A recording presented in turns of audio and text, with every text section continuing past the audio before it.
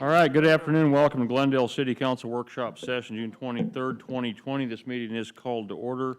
Don't need to conduct a roll call vote. Everybody is present if you take note of that. So we'll go ahead and get right into it. We're going to have a very, very long day. So Ms. Rabin, would you introduce item 1? Item 1, Pavement Management and Arterial Reconstruction Programs Update.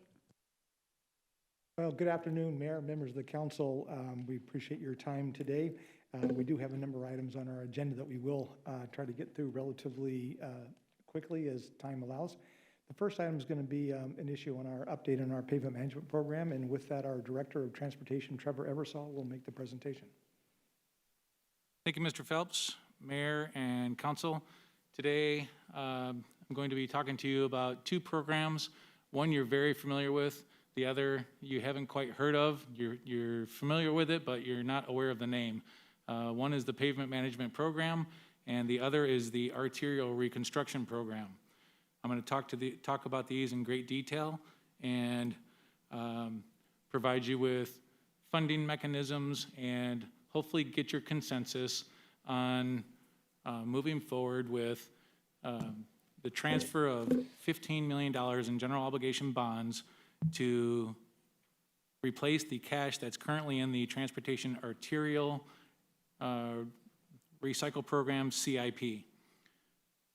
Another item that we're hoping for future consideration, consensus from council, is on the addition of general obligation bonds to support the funding of the ongoing arterial reconstruction program. I'm going to talk about where we've been with our pavement management program, what we've accomplished, where we are now, and where we plan to go with funding associated with it. We've identified funding and new targets. I'm also going to talk about or introduce you to the arterial reconstruction program. So we'll be talking about the arterial streets like 59th Avenue and Glendale Avenue and how we intend to reconstruct those, what the funding needs to be, and what the long-term outlook will be. Now, back in 2016, staff presented to council a 5 to 7 year program that encompassed touching all the streets in a 5 to 7 year period. The estimated completion date or targeted completion date was fiscal year 2023. So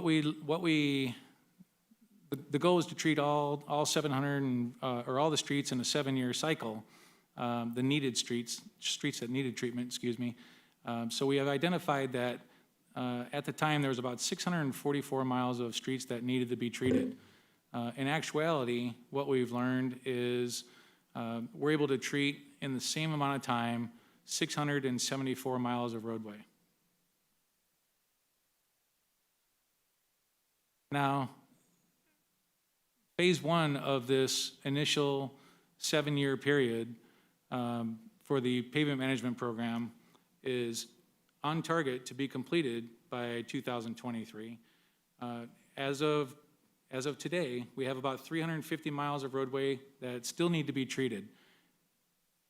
Through hiring a pavement engineer in the transportation department as well as one in the engineering department, that pavement engineering team has been able to develop a program that's on a 7 year cycle. It's sustainable, and they've been able to introduce new treatment types that weren't used in the past. So that allows us to stay on target for the 2023 completion. Our methodology has changed slightly since our initial presentation to council on the pavement program. We've basically grouped our streets into 2 different categories. Those that are at the acceptable level of quality and those that need immediate treatment. On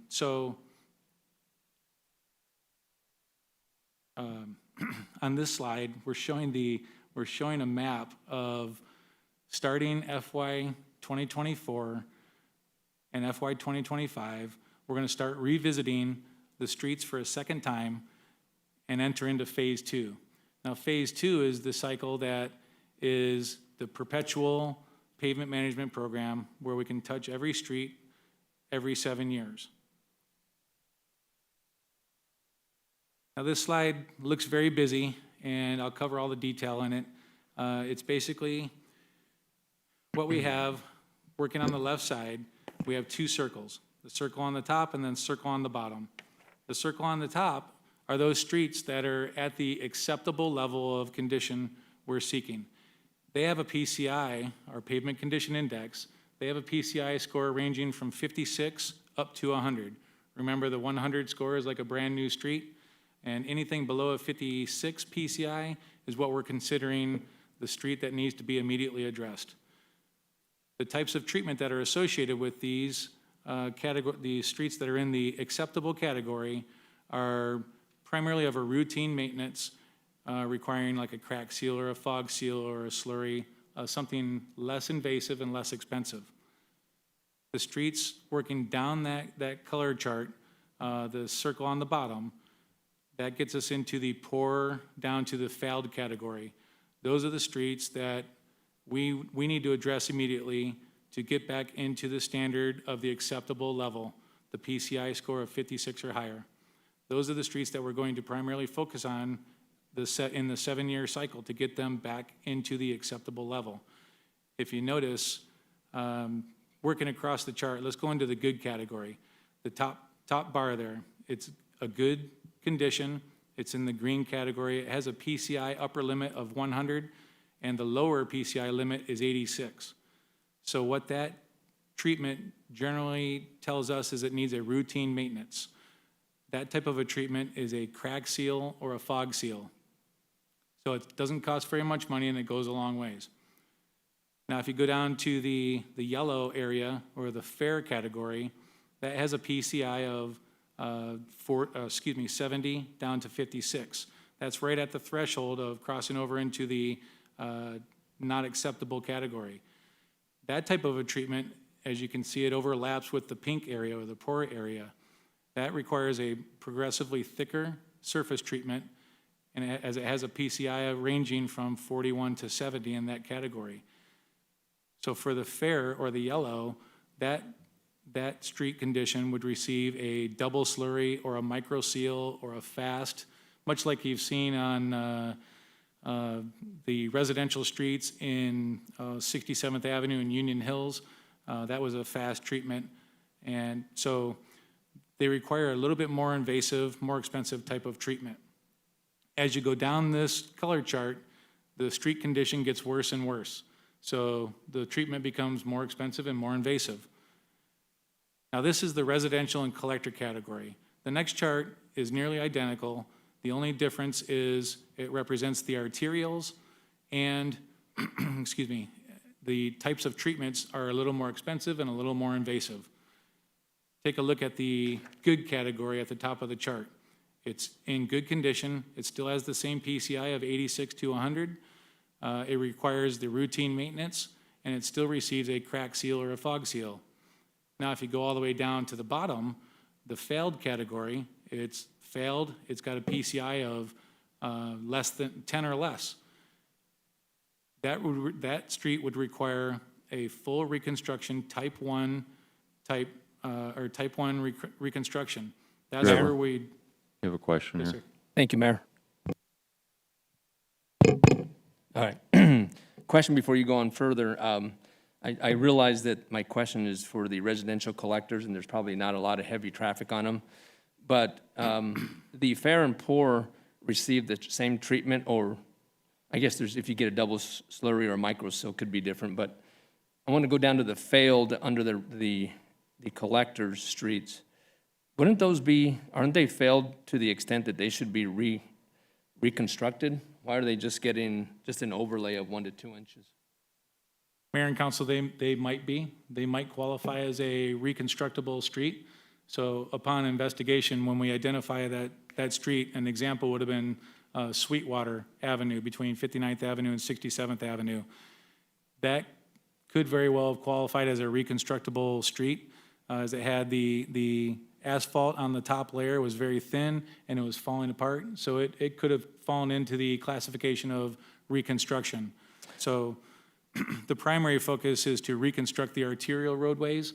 And as we have other treatments such as FAST and the thin overlays that can work for the residentials and collectors. So, Mayor, if I may, so further on that, if you find that a failed street requires not just the overlay, but requires a reconstruction, how does that play into the budget if you've already provided a budget for overlays in the fail category for the collector streets? So let's just say 5 of them need to be, or several miles need to be reconstructed. How does that weigh into the budget? Right, Mayor and Council, we'll get into the funding of it in the future slides, but basically if we've identified a segment on a residential or collector that qualifies as a reconstructible street, then we would reconstruct it. But you're coming in with an already planned budget. You're not planning on any of these to be reconstructed, so it would be additional cost, correct? It would be an additional cost, but with the innovations, the techniques that the engineering team is applying to these classifications, we've budgeted into our programming for the pavement management program to allot for such discretions. Okay, thank you. Mayor. Mr. Ebersol, for the benefit of the public, you keep referring to FAST as a treatment. Would you take a minute to explain what that means? Sure, Mayor and Council, the various treatments, let's say the preliminary or entry-level type of treatment would be a crack seal. The crack seal is where the crews would come out and they literally put a product on top of the cracks that you're seeing on your street and fill those voids in. It would still protect and preserve the street at its current condition or pavement condition scoring. The FAST, as you go down this list, the treatments get heavier, thicker, and more expensive. And the FAST is a fractured aggregate treatment, a slurry type treatment, and it's a thicker treatment. It's actually being used successfully to replace the thin mill and overlays. So that's what a FAST is. As we go down this list, there's then the thin overlay, which is a 1 to 2 inch removal of the asphalt concrete on top, and then they put it back with fresh asphalt. So these treatments get thicker and more expensive as the streets degrade. Thank you. Okay, back onto the arterial slide. So the major difference with the residentials and collectors versus the arterials is the arterials typically require a more expensive and more invasive type of treatment. Now we've looked at, in developing our programming, we've developed a sustainable, what we feel is a sustainable preventive maintenance program that creates an ongoing acceptable standard for our city streets. It would move all of the streets from that lower category of needing to be addressed right away into the acceptable condition of street. We also have the implementation or programming of our arterial reconstruction program that I'm going to get to in much more detail as soon as I conclude the pavement management presentation portion. Now, the funding for our pavement management program, as you're well aware, was falling short of meeting the council standards for the quality of our streets. We were programming $5.2 million per year in the pavement management program. That funding was coming from $3.2 million from HERF every year and $2 million from the transportation sales tax every year. That gave us the $5.2 million. That wasn't nearly enough. So on June 9th, thank you very much to council. Council authorized almost doubling up the funding allotment for the pavement management program. Let's break that down. Excuse me. We still have $3.2 million coming from HERF, and we still have $2 million coming from the transportation sales tax, but now we're spending down that fund balance. that fund balance that we had saved up for the, what used to be the light rail. That fund balance is being spent at $1.9 million a year, as well as the contingency, which is part of the fund balance, at $3.1 million a year. So now we're still maintaining the minimum council-approved fund balance in both the transportation sales tax and the highway user revenue fund, but we're now able to put in $10.2 million a year into the sustainable 7-year cycle pavement management program. I'd like to draw your attention to the line that separates FY23 from FY24. That's indicating that by the end of FY23, we'll have touched all 748 miles of streets in the 7-year program that we predicted we would. Starting FY24 and FY25, by completion of FY25, we'll have already touched 30% of our streets a second time. Now moving in beyond, moving out to FY26 and beyond, this is where your consensus primarily benefits us today. By transferring or authorizing the transfer of $15 million in general obligation bonds into the transportation CIP for the arterial reconstruction program, we relieve $15 million of cash that's currently programmed for it, and we can put that into the the pavement management program. What that looks like is right here. We still have $3.2 million coming from the highway user revenue fund. We still have the $2 million coming from the transportation sales tax. We're still spending down the $3.1 million a year in contingency, and we're still spending down the $1.9 million per year in the ending fund balance. But now with that $15 million of cash that we're able to add to this from your consensus today, we can add $1.63 million to it, bringing us up to $11.8 million a year for our pavement management program that will allow us a sustainable 7-year cycle. And moving forward, there's more. Now, if I can draw your attention to FY33 and FY31, there's a line separating those two. Note that on the ending fund balance line, there's 2 blanks. FY31 is blank and FY32 is blank. That means we've exhausted the fund balance in the transportation sales tax. That light rail money that we had saved up is exhausted in FY30. We're still meeting the council-approved minimum fund balance, but the light rail money or the major amount of money that's saved is exhausted. Moving beyond 2032, we have debt service that's paid off. So we've got more relief.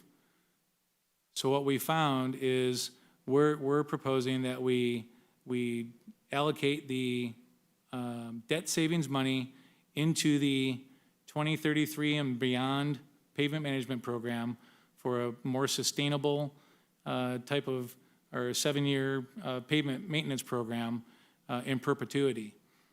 Breaking that down, we still have the $3.2 million coming from the highway user revenue fund. We still have the transportation sales tax at $2 million.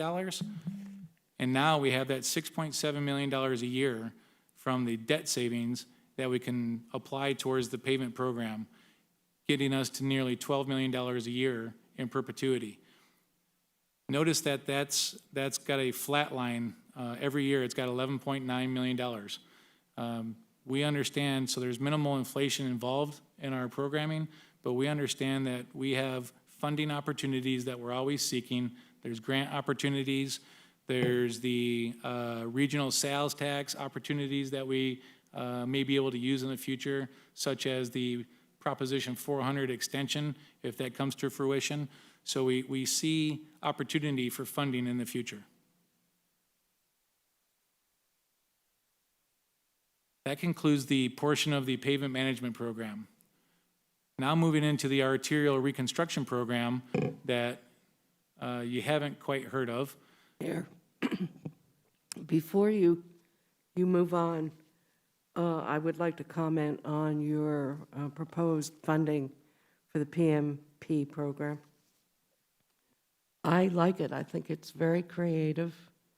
I think that it increases the amount available to maintain the 7-year cycle and causes the least pain to other areas, other funding sources that are needed for other needs within the city. So I personally congratulate you on what I think is a very creative way to manage creating the funding sources for this program. Thank you. Thank you very much. Mayor?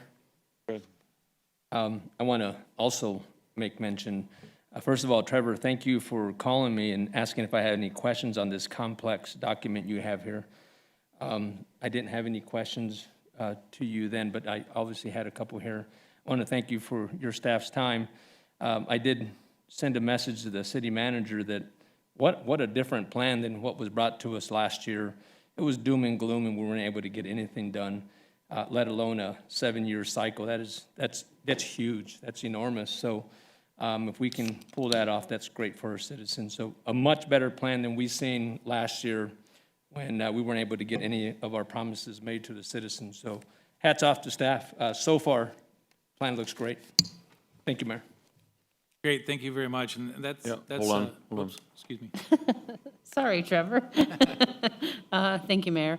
How much revenue does the transportation sales tax generate every year? Do we, The Mayor and Council, the transportation sales tax generates approximately $27 million a year. okay.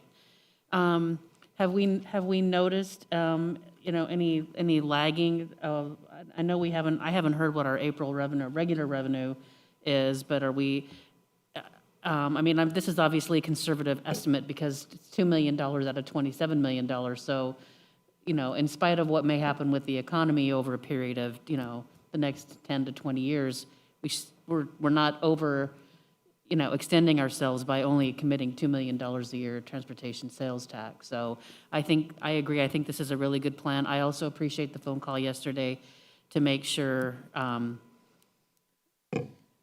I understood I still think we have a lot to talk about with what transit and some other things as far as our transportation plan. I know that's not part of today, but we do still have some things to talk about. Paratransit, for one, is something that's costing us a whole lot more money than we ever anticipated it would. But I think it's a good plan, and I'm excited that we can move forward with this. Mayor? Thank you. There is one big vulnerability here that you can see on this slide, and it's actually the vulnerability that got us so far behind on pavement management in the first place a few years ago, where we're having to climb out of that hole, and our streets are so much more expensive to fix because of the level of disrepair that they sank to, and that's the HERF funding. That's pass-through funding that's contingent on the state legislature allowing it to come to us. And for the public watching, HERF money is maybe exclusively, but certainly primarily, gas tax money. So when you fill up your tank and you pay your gas tax, the state collects it, and historically up until 10, 12 years ago, passed on by formula a portion of that money to each of the cities, and we used it to do our streets and to do curb gutter, sidewalk, right-of-way work.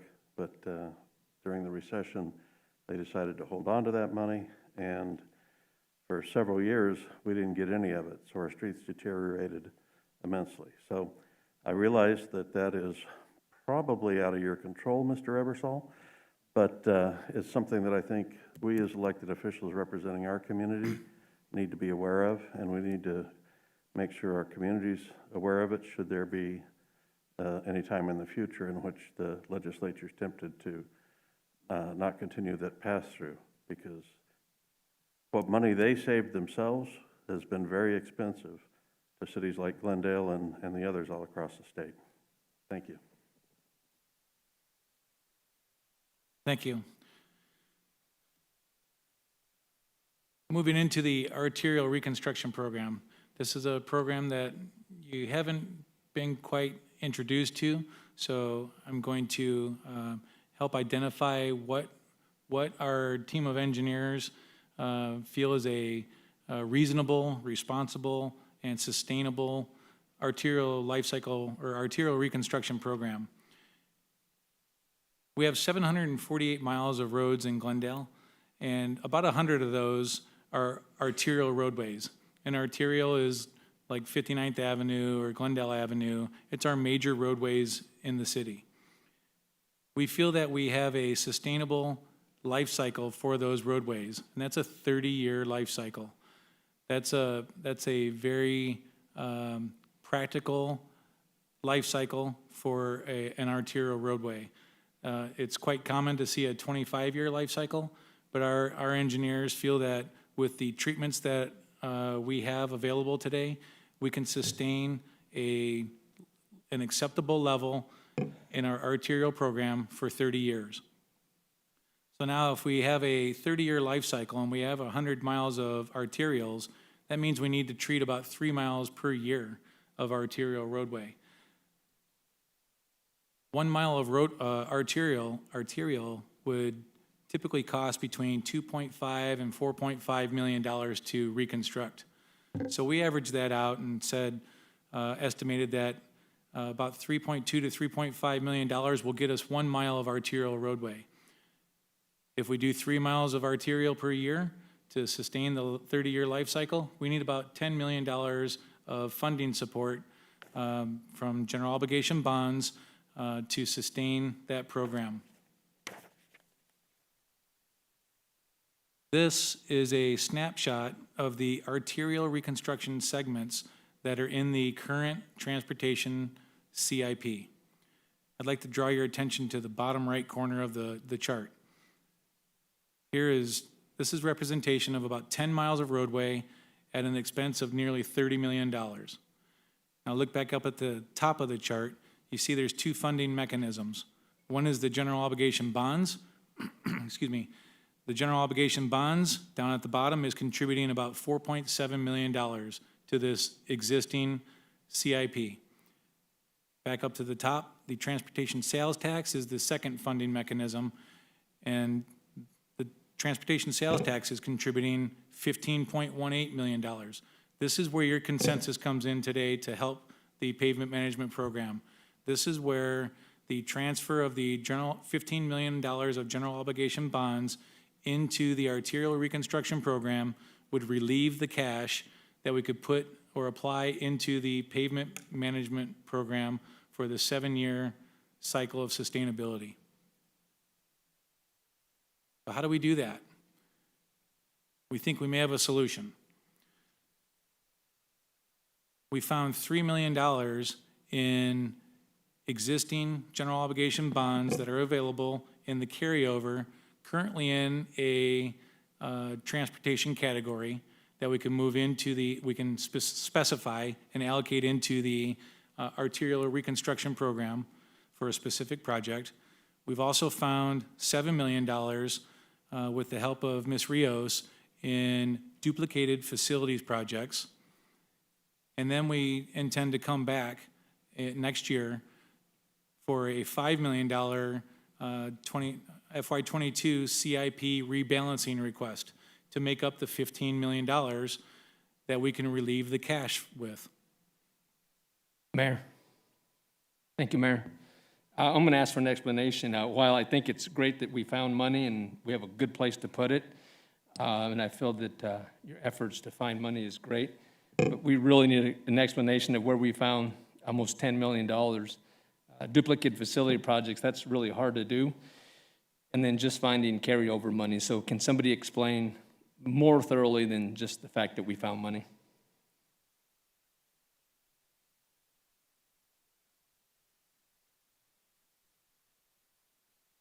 Mayor, council members, that's a great question, and we were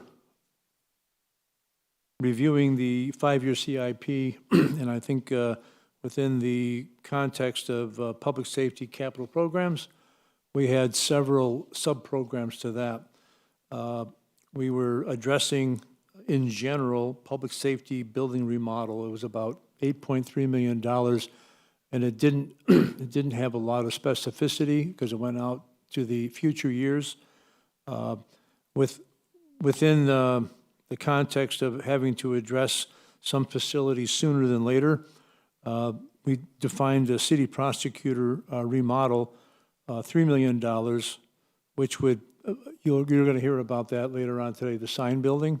At least a part of that would be used for the sign building, and also a city court remodel worth $4 million. So between those two, we believe it was also encompassed in the larger public safety remodel.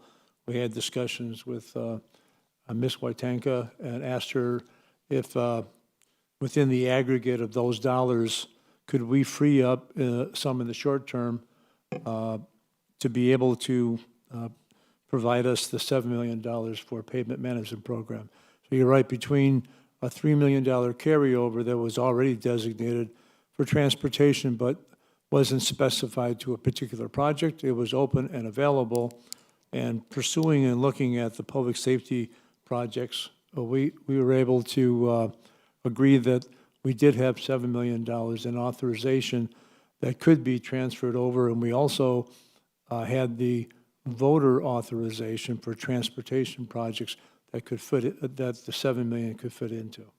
Mayor, thank you for your explanation. So the only issue with this is that what did we not accomplish with this money that we didn't know we had, and why didn't the council know that these dollars were remaining somewhere?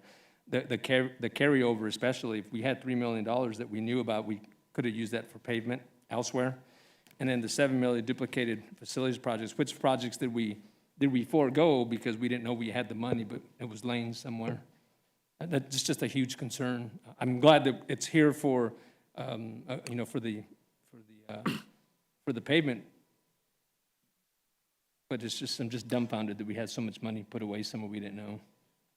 Mayor and Councilmember Aldana, I think one of the imperfections of how we developed in the past a 5-year CIP program with another 6 to 10 year aggregate, and I think this council has observed that over the last few years, is that we've become pretty generic when we go out year 3, 4, 5, and certainly 6 through 10. We're just doing our best to estimate sums of money that can do major projects. In all honesty, it's something that we need to improve upon, based certainly on what you're observing right now, to create a lot more specificity and much better estimates in the future. Mayor, if I may, Mr. Freeline, thank you. That was the one question I had for Trevor when I walked in was, you know, very great plan. The only concern I had was project delivery and how much money we carry over at certain times when we just can't finish the project. You just talked about it, and it sounds like you had an omission that we just need to improve that. And if you're on it, then I'm okay. Finding $10 million, you just don't stumble across every day, and we just need to be clear about it, so. Yeah, she'd like to explain, I think, a little bit further on that if you. Mayor, yes, if I could. I just want to make a clarifying point. This is budget appropriation that exists. This is not actual cash money. It isn't $10 million that we found somehow. It's just $10 million in budget authority. And again, as Mr. Friedline said, the $7 million was incorporated in a project called Public Safety Remodels, which called for the work to be done with the sign building that you're going to be hearing about and the city court remodel. And so there were two duplicated projects. It was in one project in the aggregate, and then there were separate projects for it. So we're able to take those separate projects out and reappropriate those funds to this. The $3 million in carryover, again, is just budget appropriation that was carried over that wasn't designated for a specific street, and all that Mr. Friedline is doing is taking that $3 million and now designating it for those particular streets that he listed on the previous slide. And then the last line, the $5 million, is something that will be requested next year. It isn't in the budget, it isn't appropriated at this point in time, so that will be a new CIP request that you'll see in the next year. So hopefully that helped clarify.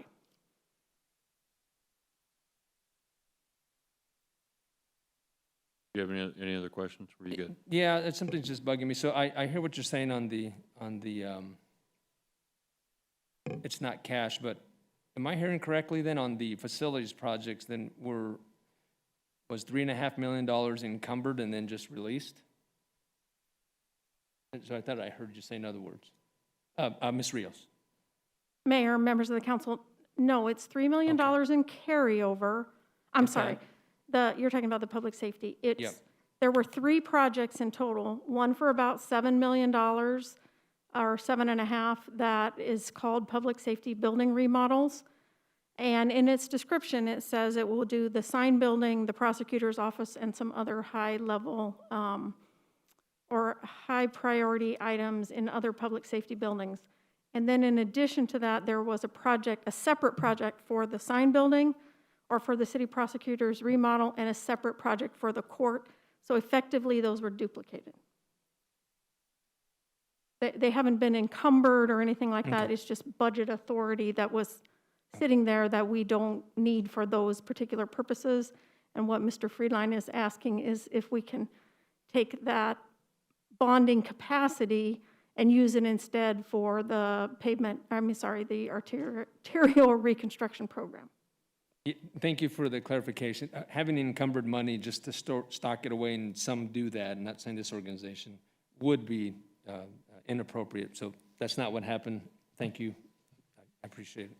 Mayor, just to be absolutely clear, you just had projects in several different line items.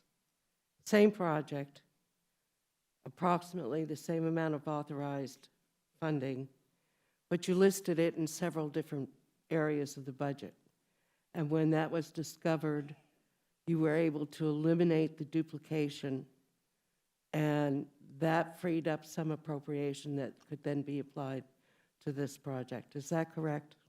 That's fair to say, yes. Thank you. Mayor? Good. Thank you. So my concern here is, and I don't know if we're going to be, you're asking for a consensus at the end of this, or whether it's strictly information, but, you know, we're operating in a vacuum here. And if we're going to say, oh yeah, go ahead and use 3 million carryover in GO bonds for this, we don't know what that means won't get done, or what else is out there that carryover could have been applied to.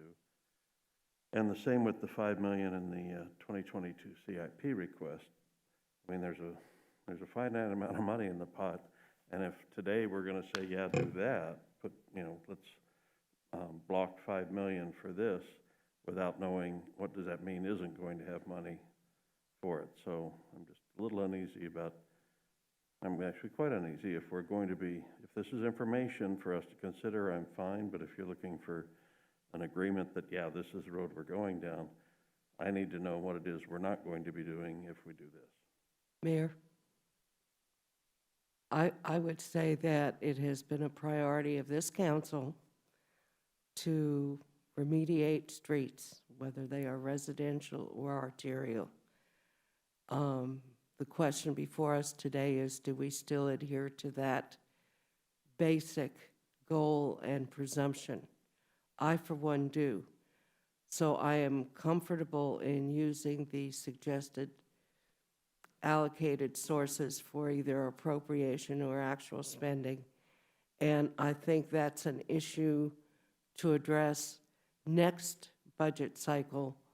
And we may find that in the long run, it has not harmed our other priorities in the slightest.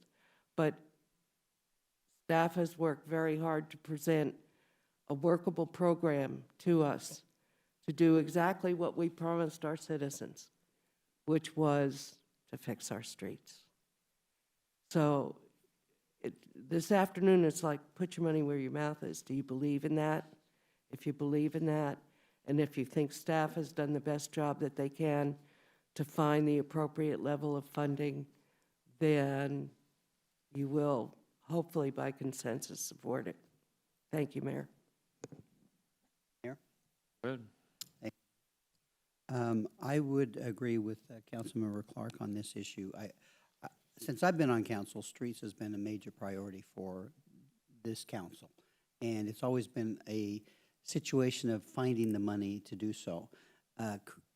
Because staff has gone out, they've been very diligent in searching for and finding these revenues from future capital projects, some of them, and using the carryover, which I agree with.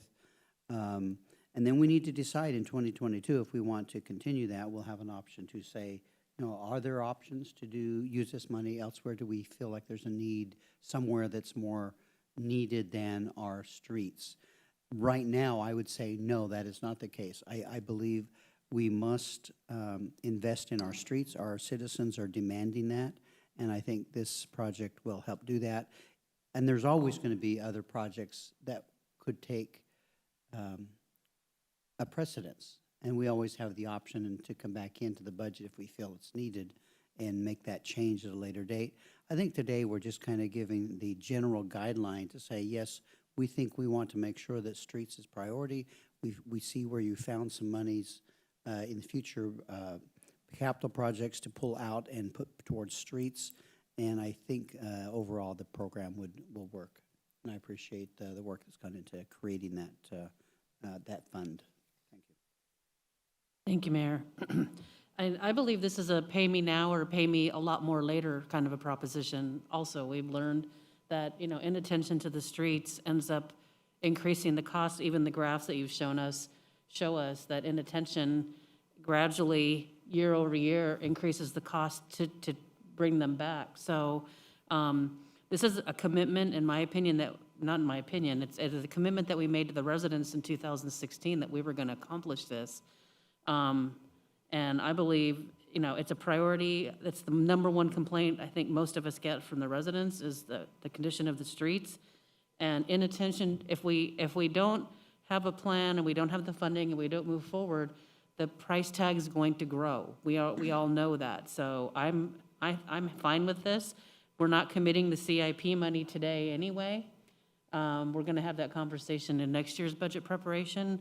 But I think it's a really good start to committing to finishing and then moving into phase 2, into maintenance, and getting some of this reconstruction done that the cost is just going to increase. The cost of not just the condition of the streets, but the cost of materials, labor, everything else isn't static. It goes up. So I'm ready full speed ahead with this. Thank Mayor? you. Thank you, Mayor. Let me just be clear, because some of the comments that were made are spot on, but I just kind of feel like they make it sound like I'm not supportive of it. So let me just be very clear. The fact that we found money and it's going to something that benefits our goals and to the citizens doesn't exempt it from being questioned or scrutinied. So if someone in our staff says, we found money, there needs to be a definition of found. So that's what I was trying to clarify, and I think we did. I think the staff did a really good job on that. Furthermore, I too, and then I was clear earlier that this money should go, this is a good place for the money to go to, but it doesn't exempt it, folks, to just say we found money and walk away because it benefits us. So I just want to be clear on that. I was just asking where the money come from that you found and which projects did we not do that we could have done had we known the money was there or the appropriation was there. So, but no, I agree. The streets for our citizens is high priority, and staff did a great job reallocating that to these projects, and I'm satisfied with that. So I just want to be clear. Thanks, Mayor. Trevor, would you like to, the last couple pages done? Yes, sir. Thank you. Okay, I've talked about the arterial reconstruction program and how it has a 30-year life cycle. Well, this is representation of carrying that forward. Right on this list here, we have identified 8 more miles of arterials that need to be reconstructed. I'm sure all of you have driven these mile segments of roadway and would agree that they need to be reconstructed. So these 8 miles of roadways have been inserted into the years 2 through 5 CIP. So this arterial reconstruct program is an ongoing system. It's an ongoing program. It has a 30-year life cycle. We also have built out the remaining of the 30 years. We have all 100 miles of arterials scheduled in a reconstruction program. This is representation of the next cycle of the 8 miles. If you look to the bottom right of the chart, you can see that this 8 miles represents nearly $30 million as well. This is that second bullet point that I spoke of early on when we were seeking consensus from council, one for the $15 million of general obligation bond money to relieve the cash. This is the second dot point where we're requesting future consideration for future general obligation bond support. And then that carries on. That goes into years 6 through 10 of the CIP. That's the third dot point where we're seeking consensus for future consideration for general obligation bond support at $10 million a year for years 6 through 10. I've given you a whole bunch of information, and this next slide is probably my favorite slide, and it's going to tie it all together to make it a nice, easy to understand picture. This graph looks really confusing, but it's not. This is probably my favorite slide on the whole presentation. I'd like you to divide this slide into half. The green line is the center point. Everything on the top half represents $30 million, and it's our current funded arterial reconstruction program in the CIP. That represents the 10 miles of reconstructs that I spoke of earlier on that has the two funding mechanisms. 14.7 million of it is funded from the GO bonds, and 15.1 million of it is funded from the transportation sales tax. This is where your consensus today will help immediately with the general obligation bond transfer so that we can relieve the cash. The bottom half below the green line is that list of arterial segments I just showed you.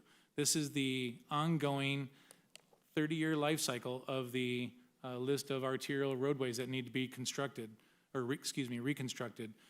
Below the green line is also representation of approximately $30 million, and it's about 8 miles of roadway. Excuse me. In the years out, this list continues, and it goes out into years 6 through 10, and perpetual. It never stops.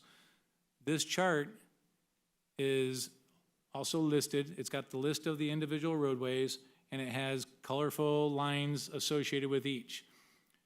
This is designed to show you our commitment to getting these roads done, getting these streets reconstructed.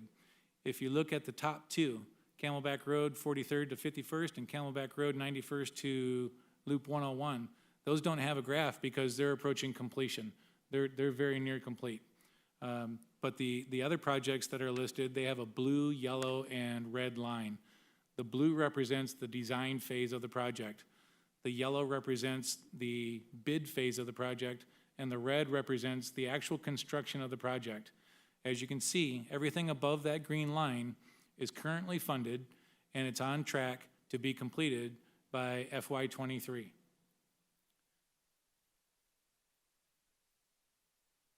So in summary, Mayor and Council, what we're asking for consensus today on is the $15 million in general obligation bond money to be transferred into the current transportation CIP for arterial reconstructions so that we can relieve that cash and apply it towards a sustainable 7-year cycle pavement management program. And we're also asking for future consideration for ongoing general obligation bond support that was actually presented to the Citizens Bond Committee as well as the Citizens Transportation Oversight Commission and received their support. With that, I'd be happy to answer any questions. Questions? I'm not seeing anybody do anything, so I guess I want to address what everybody else was talking about. I don't want to call it found money. It's not found money. It's the one thing that maybe I've seen that nobody else was paying a lot of attention to is the fact that staff came to us and said, look, we made an error, and we found a way to correct the error, and it's going to help our citizens. And I want all of you to know I appreciate that a lot. I mean, I really do. Errors, we're all going to make them, and you can't make an error if you're not doing anything. But with a budget of, close to $750 million, things like this are going to happen, but we should all be thankful that it happened this way and not the other way, that we didn't have debt, that we didn't have the money for it. At least this way, we're able to put this money into something I think it's going to be very helpful. So I want to thank you for that. You know, I'm not thanking you for the error, I'm thanking you for finding it and bringing it to our attention, and basically stepping up to the plate and say, yeah, we weren't perfect, but none of us are. Councilmember Thomas Chop. Thank you, Mayor. I just wanted to ask, I mean, I had never thought about the idea of duplicate projects listed within the budget, but, and this isn't specific to this instance, but what do we have in place, or how do we know this doesn't exist other places, and what do we do to make sure that this doesn't happen again? That's what I'd like to know.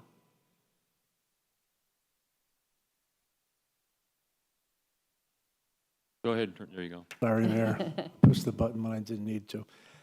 Anyway, I think the answer to that is a more robust, detailed capital improvement program. As I said before, I remember a time, maybe 4 or 5 years ago, when we didn't have dollars to spend in the capital improvement program. And when you're not active in doing it, the years out don't mean a lot, in the sense that we're hoping maybe one day these projects will be done, and you're crossing your fingers. In all honesty, the process was a little bit helter-skelter in the sense of people demanding detailed information for years 2, 3, 4, 5, 6, and through 10.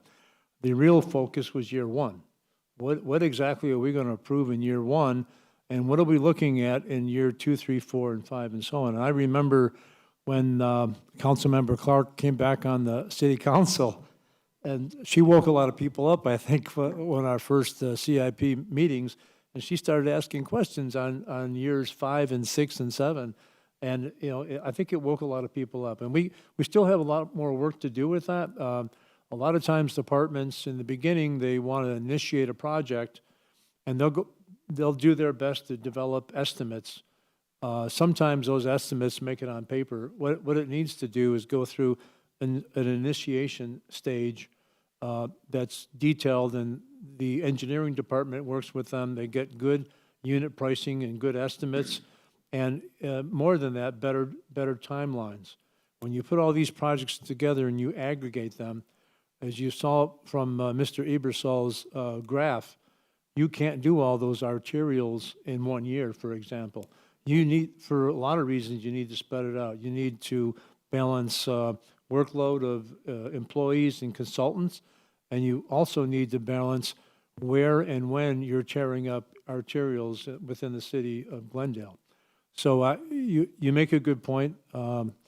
Councilmember Aldama also did. I'm free to tell you that we need to do more improvement on the CIP process, especially in the out years, and we're committed to doing that. Okay, thank you. Okay, so do we have a consensus that Mr. Eversol has asked for?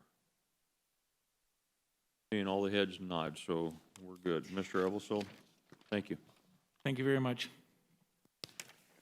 Okay, we can go ahead and move to item number 2, please. Item 2, Prosecutor's Office options. Mayor, members of the council, here to provide staff report is our Director of Field Operations, Michelle Watanka.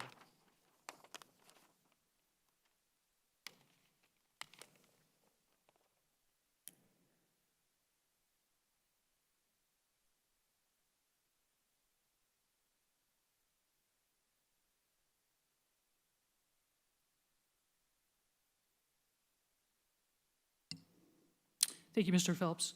Mayor and Council, today I would like to present to you the sign building remodel options. What we're going to do is walk through a request that I believe Councilmember Clark made back in a budget workshop.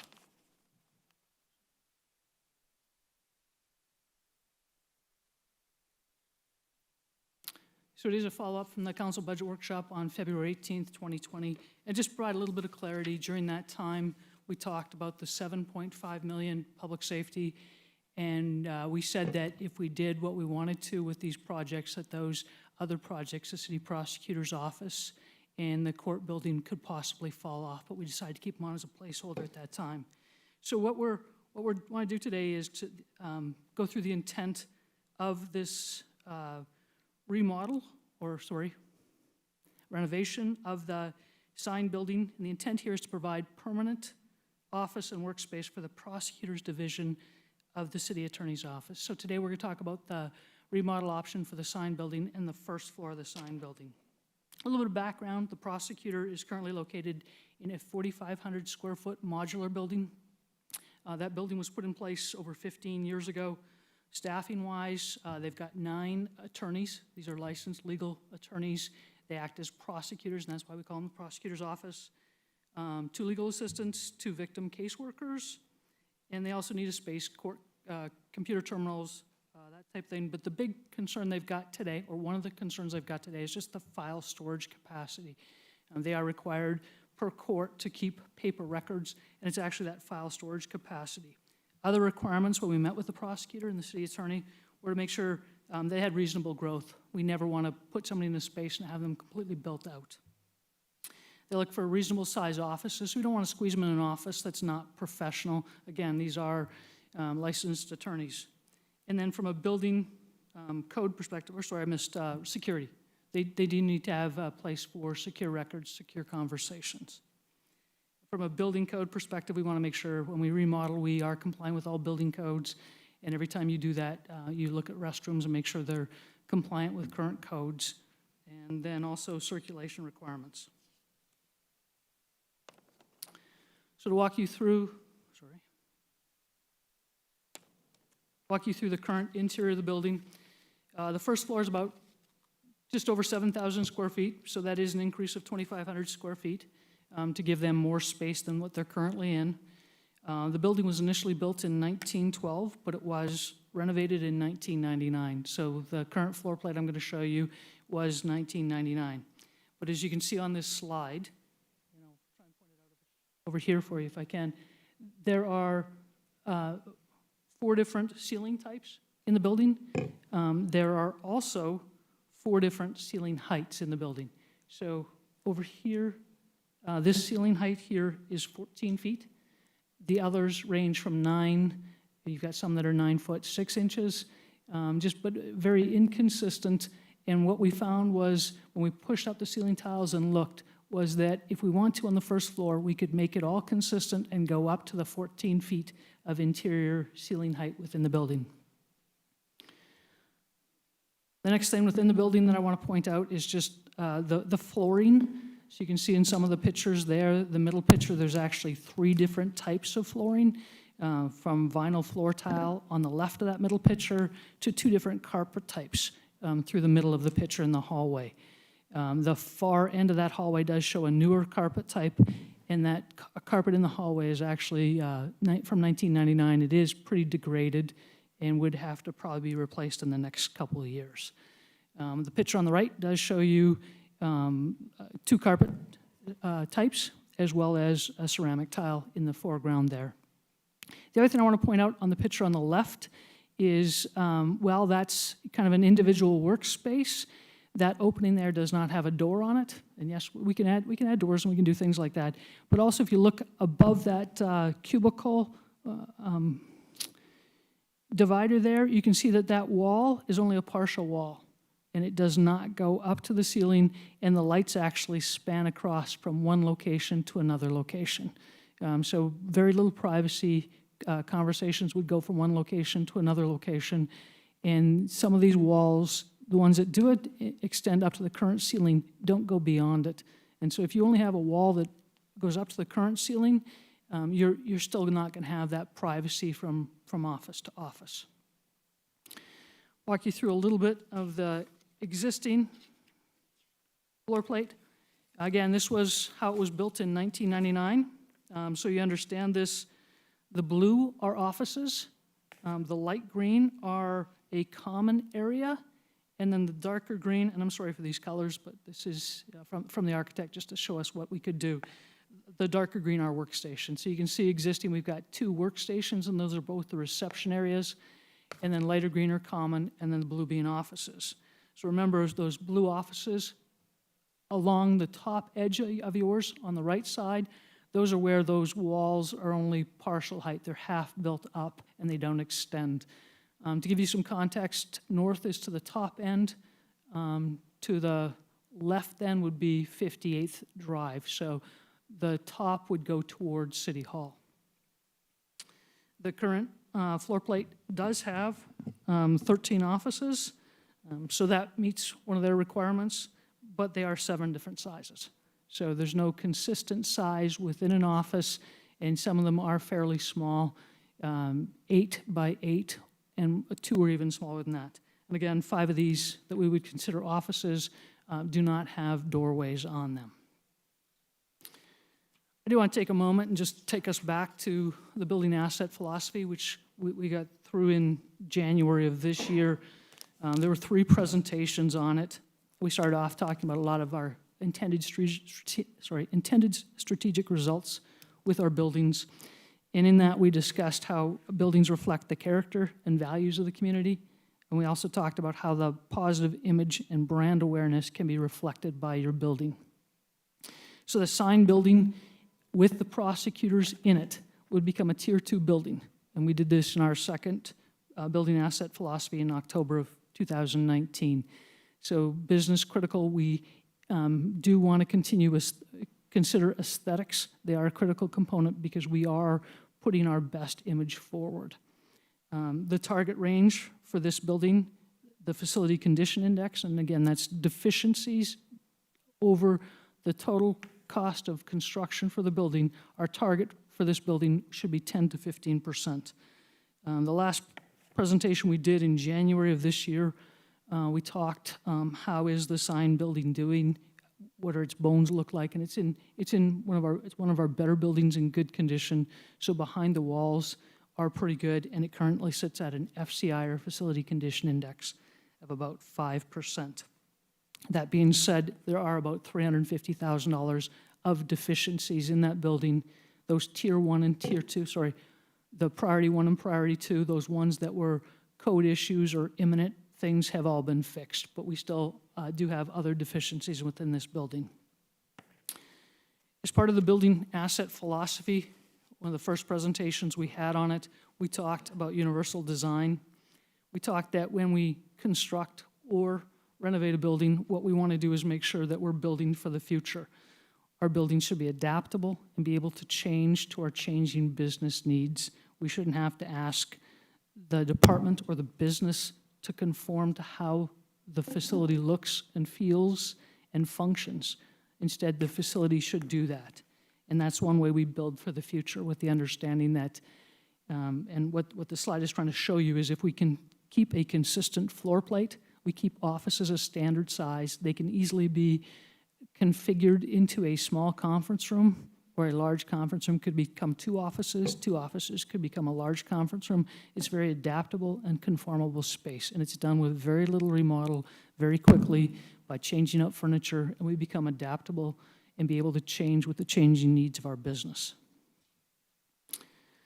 We also talked within Universal Design on how we intended, if we could, to put hard wall rooms on the interior of the buildings and not put offices around the outside.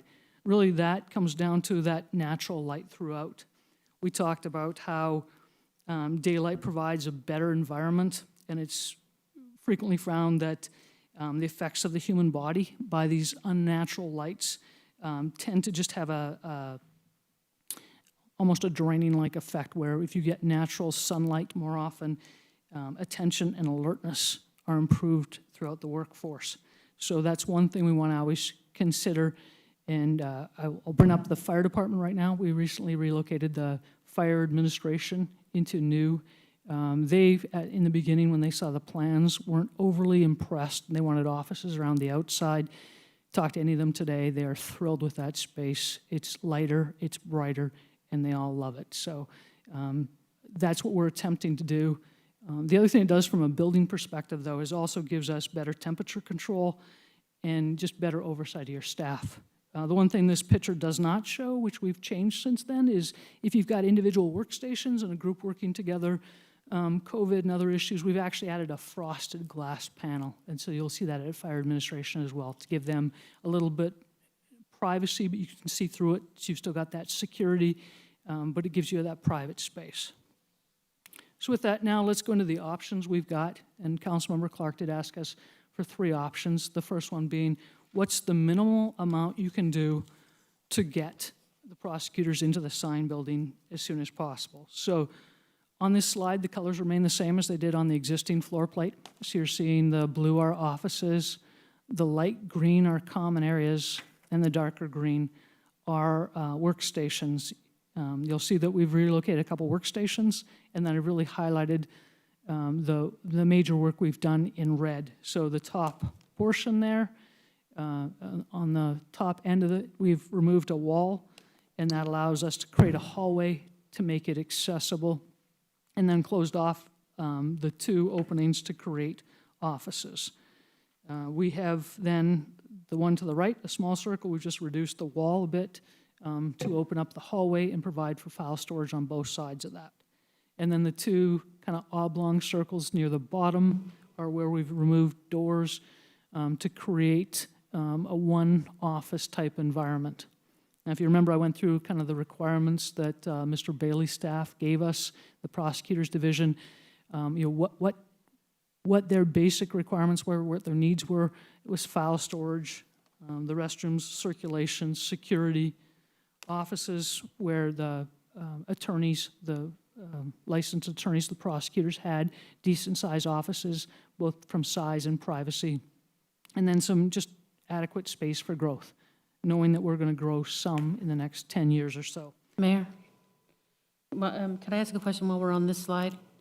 Okay, so it doesn't have the box checked for offices and privacy. Obviously, there's offices, but it doesn't give complete privacy. But how many offices do have? Some of those offices offer privacy, don't they? Mayor, Councilmember Tomashoff, you're correct. 5 do not offer the privacy. 5 out of? 5 out of 13, so 8 do. Okay, and how many offices need to have privacy? The requirement was 13. All 13? Correct. Was there 9 attorneys? There are 9 attorneys, 2 legal assistants, and 2 victim caseworkers, and Mr. Bailey. we did. Keep going. I Okay. was just getting prepared to make a comment, but Yeah. keep going. So one of the things, we did have a robust discussion. You can ask any of them. I will challenge everybody on everything. When you tell me you need an office, I want to know why. And so when we came to the 2 legal assistants, some of the work they do is redaction of, among other things, the body cameras. And so that involves playing a video, that involves some noise, but it does require that privacy to do it. So with those requirements, we did agree that they did need a private office, so. So the number, Mayor, if I could, the number's 13. That's how many private offices minimum would be needed. That's correct. Okay, thank you. Bailey. If you don't have a question, I don't need to respond. Just wanted to know what the number was, how many private offices we needed. And As Mayor we and go Council, through. just one more component is to remind the council that we also have the victim's advocate. So that's another office that requires some confidentiality as well.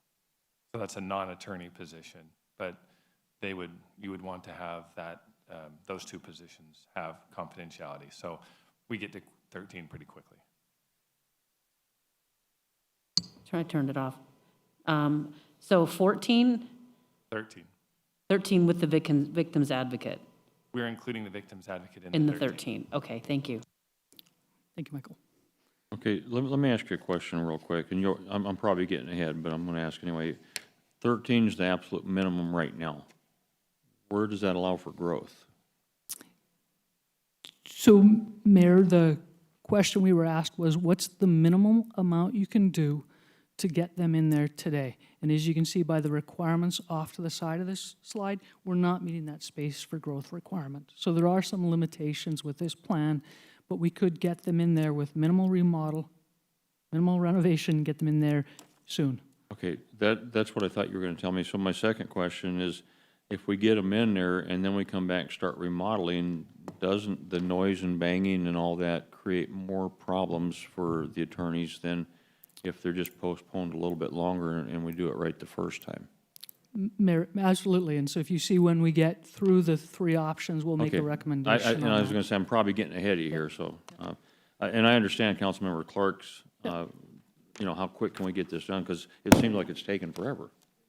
Yeah. So go ahead and continue, please. Okay, thank you. So again, with this option, this is the minimal remodel option. It would cost $350,000 of construction, and the major drivers for that are the electrical, so some of the deficiencies we noted when we did the building assessment, as well as needs for the furniture. And it would take 10 weeks of a construction cycle to do that. And the 10 weeks is really driven by the delivery of the furniture on this one. So then we looked at what would we do for a kind of a moderate remodel? What more could we do?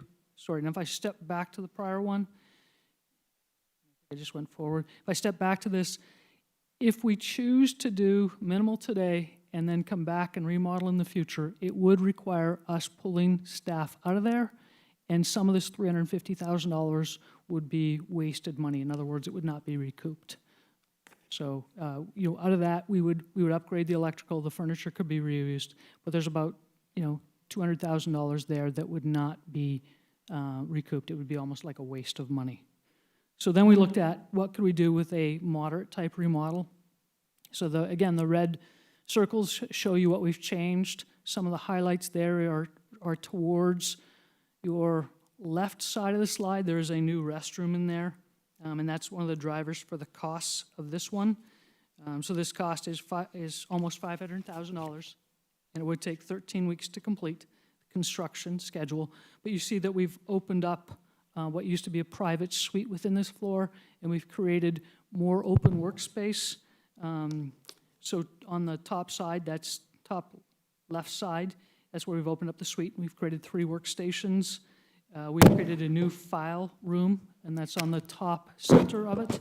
Over on the right side, we've removed those walls to create workstations. On the bottom right portion, that writer circle, we've opened that up to create a new office. And then we've added a new workstation. So with this moderate remodel, we've actually, on both of them, we've introduced a new flooring type and a new ceiling tile type. So, not a lot, but if we are looking at the aesthetics of the building, it is something to consider. So we are not going through in either of these and replacing all the ceilings nor all the floorings. But it does add now a couple more. The restroom up front does bring us in full compliance with current Americans with Disabilities Act requirements, and it does give us much more circulation. So again, on the drivers, the cost for this one, the $490,000 estimate, the main drivers again are furniture and electrical as they were on the first one, and the other one now is that new restroom. The final option we're presenting today is a total remodel, or maximum as we called it. I did not include red circles on this, as it would be easier to point out what we didn't change, and really it's nothing. We took this floor plan and tried to go back to our building asset philosophy and truly build for the future. So in this one, we do have 14 offices. The offices are now 2 sizes. So we've got 2 offices that are a little bit larger than the others to provide the city prosecutor and his senior attorney with larger offices, give them meeting space within them, and each of those could easily be converted to a moderate-sized conference room. Are these floor plans upstairs or downstairs? This is all the first floor, Mayor. Say it one more time. Mayor, this is the first floor. Okay. So the other thing we've done, you can see that block of offices on the left side. Each of those offices are on the interior of the building to allow the windows to provide natural light to all occupants of the building. Each of these could be easily converted to a small conference room, a break area, those type things. The other thing we've done is we provided a break area with seating. This is the only floor plan that we're showing that truly has a break area with seating in it. And really, if we look at what remains on the bottom right corner, the IT room, the mechanical room, and the electrical room all remain. We're not actually moving that. We're just opening it up and creating new walls in there to create a true circulation pattern. The other thing I want to draw your attention to is right at the middle of the building where the restrooms were in the prior plans. We have restrooms in this plan, and what we've done is we've created a men's restroom, a women's restroom, and on that side, that's the south side of the restrooms. In those, we do not have sinks. If you think about it today, If you want to go wash your hands because you're concerned of what you might have touched, this way you can go access the sinks without having to open any doorway, but you've still given some privacy created by the walls. So the sinks are located on the exterior of those 2 restrooms. On the north side of that block, we actually have 2 unisex restrooms. They can be used by anybody at any time. And you have to think of these as the family-style restrooms. And I know, when I was traveling, when my child was younger, and I had to take him to a restroom, when he's 6 or 7, you always want to know, should I take him to the men's and just let him go by himself, or should I go in the women's and bring him in there?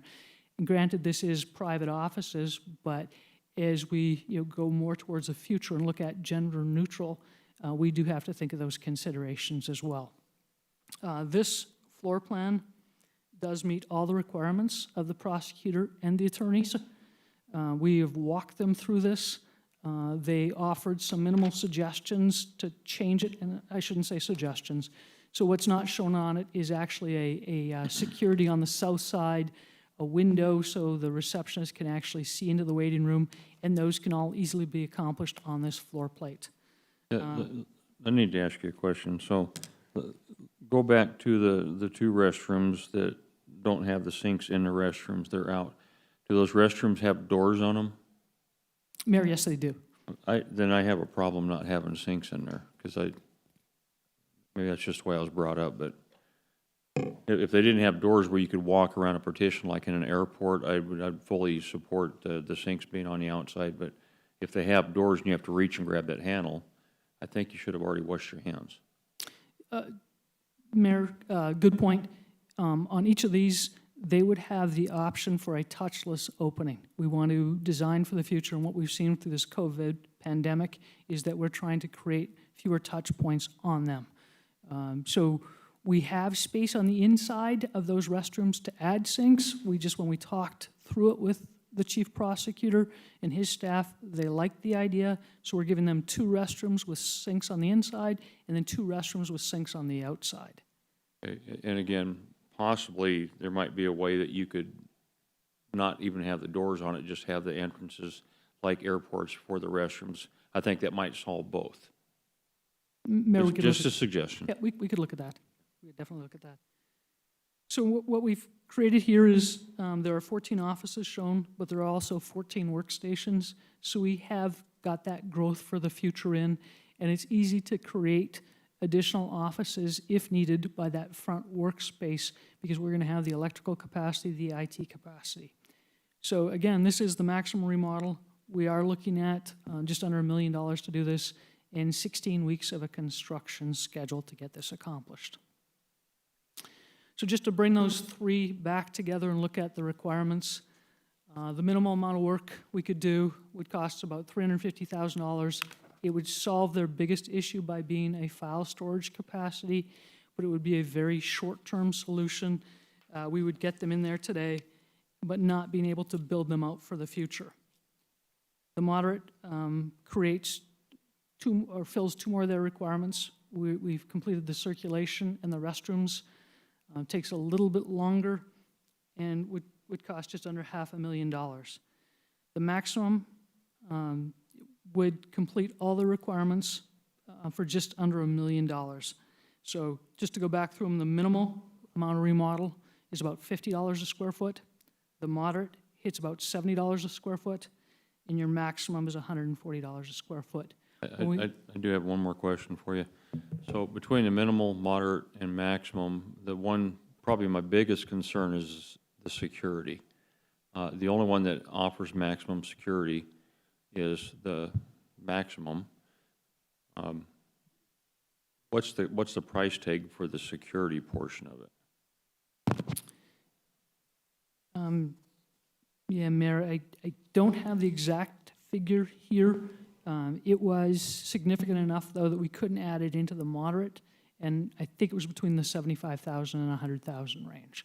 So it's a significant component of the maximum. It was one of the drivers to get us up to the maximum amount. I mean, to me, it just, with the way things are today, I personally think that security is something that we really should try to be really focused on more so.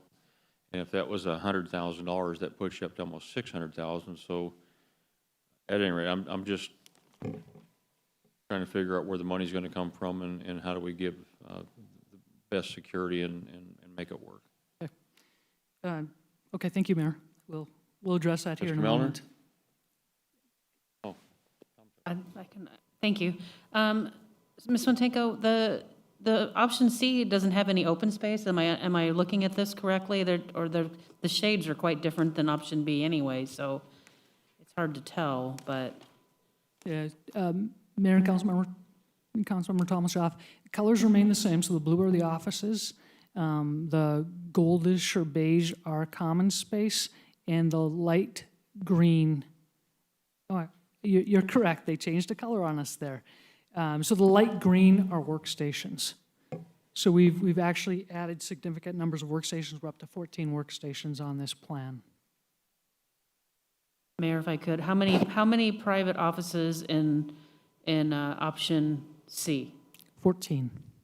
14. So we only have room for growth of one staff person? Mayor and Councilmember Thomas-Schaaf, we also have the opportunity there because we have space on the northwest corner where we could easily create additional offices with minimal impact to the occupants and minimal cost of walls, essentially. Okay. Mayor? Mayor, I can have one more question. How many offices are on option B? Mayor, 13. Stays at 13.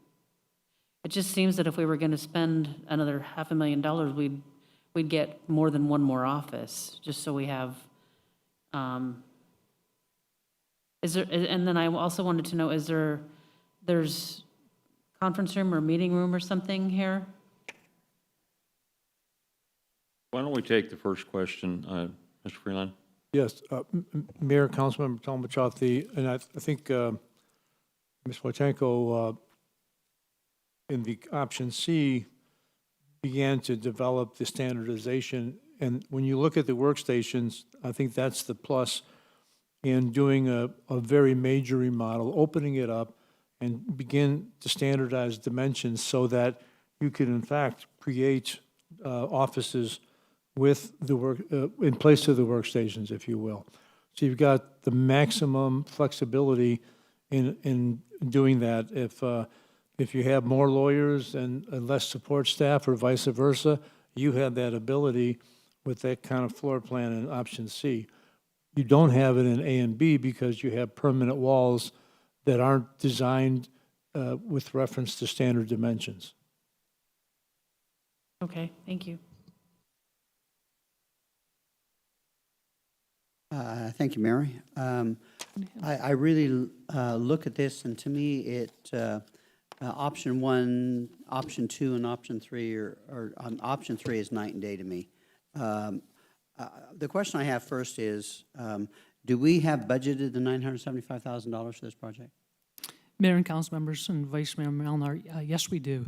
We have in next year's budget $7.5 million that when we came forward as part of the capital planning, we said the priority of spending that money would be to take care of the prosecutor, take care of the imminent needs for the courts, and then fix the other deficiencies noted in public safety buildings. So the money is earmarked in that project for this.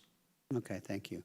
I mean, as far as timeline, I don't see a whole lot of difference in going from option A to option C, a few more weeks. And so I don't think that should be even a consideration for us.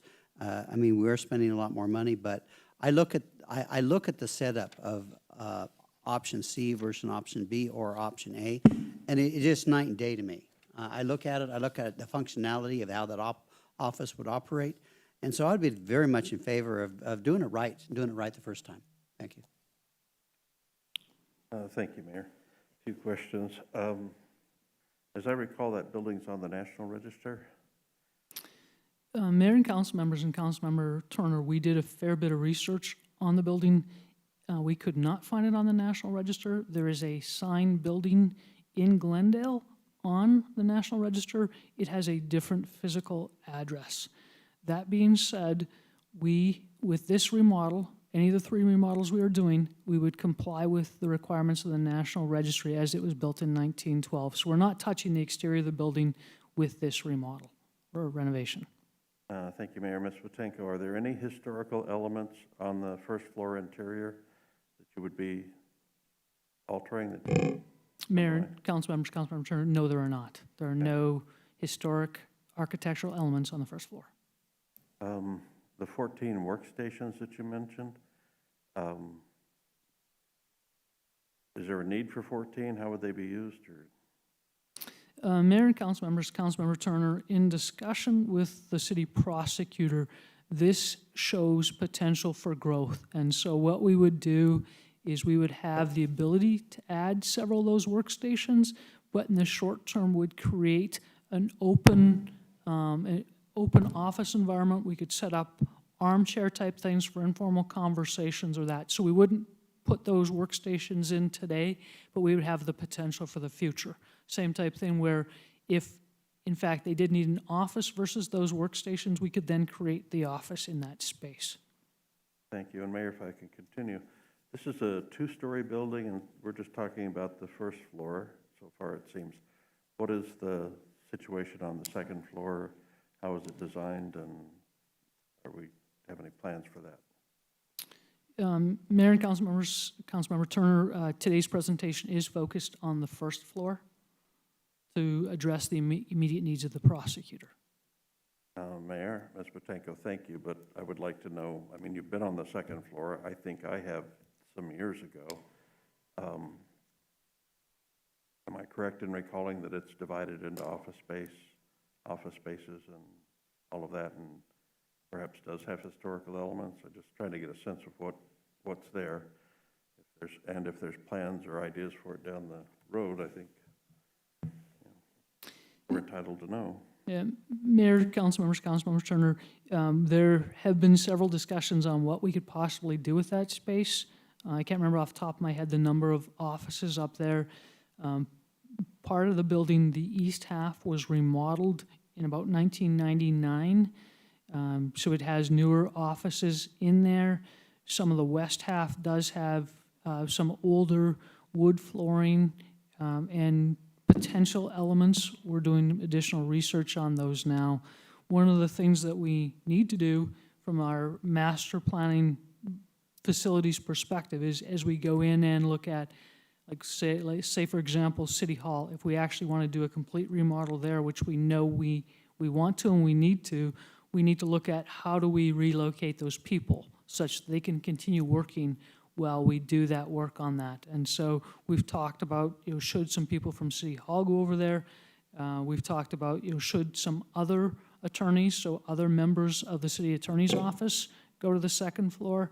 I don't think anything's been finalized in terms of who goes where, because we're still looking at, true number of offices and work that would have to happen on the second floor before people go into it. And Mayor, if I could continue, and so fire administration was up there, and they've completely moved over to Gripstick now, and that space is unused at this time. Mayor and council members, yes, the second floor of this building is currently vacant, and you pretty much want it vacant when you're doing a major remodel. Thank you. I do have a follow-up. When this first came up about the attorneys, one of the biggest things that we kept hearing was storage. What about storage? Where is that going to be? Is it the first floor? Was there any plans on using part of the second floor for storage? You hadn't talked about that. I apologize, Mayor. So one thing we've done here, and if you look at, and I wish I had a pointer to show you. So the floor plan on the top side, there's a yellow block that's a break room. There's another yellow block that is a high-capacity file storage.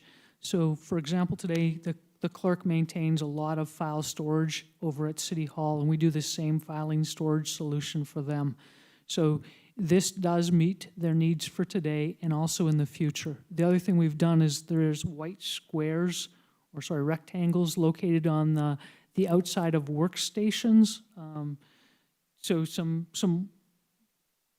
I wish I had a pointer to show you. So there is adequate file storage in areas where the prosecutor would want them to be. So there's 3 levels of storage. There's those files that you access rarely, but you need to store. There's those that you access probably on a monthly type basis, and those that you access every day. So the ones you access every day are located throughout the buildings, they're readily accessible to people, and then as they become accessed less and less, they go into this file storage room that we've got created for them. Thank you, Mayor. I would love to have a Ferrari, but I can't afford it. We're always looking for cost savings, reallocation of funding sources when we run into additional expenses. Now, excuse me, Ms. Wotanko has said the funding is there, and that's terrific.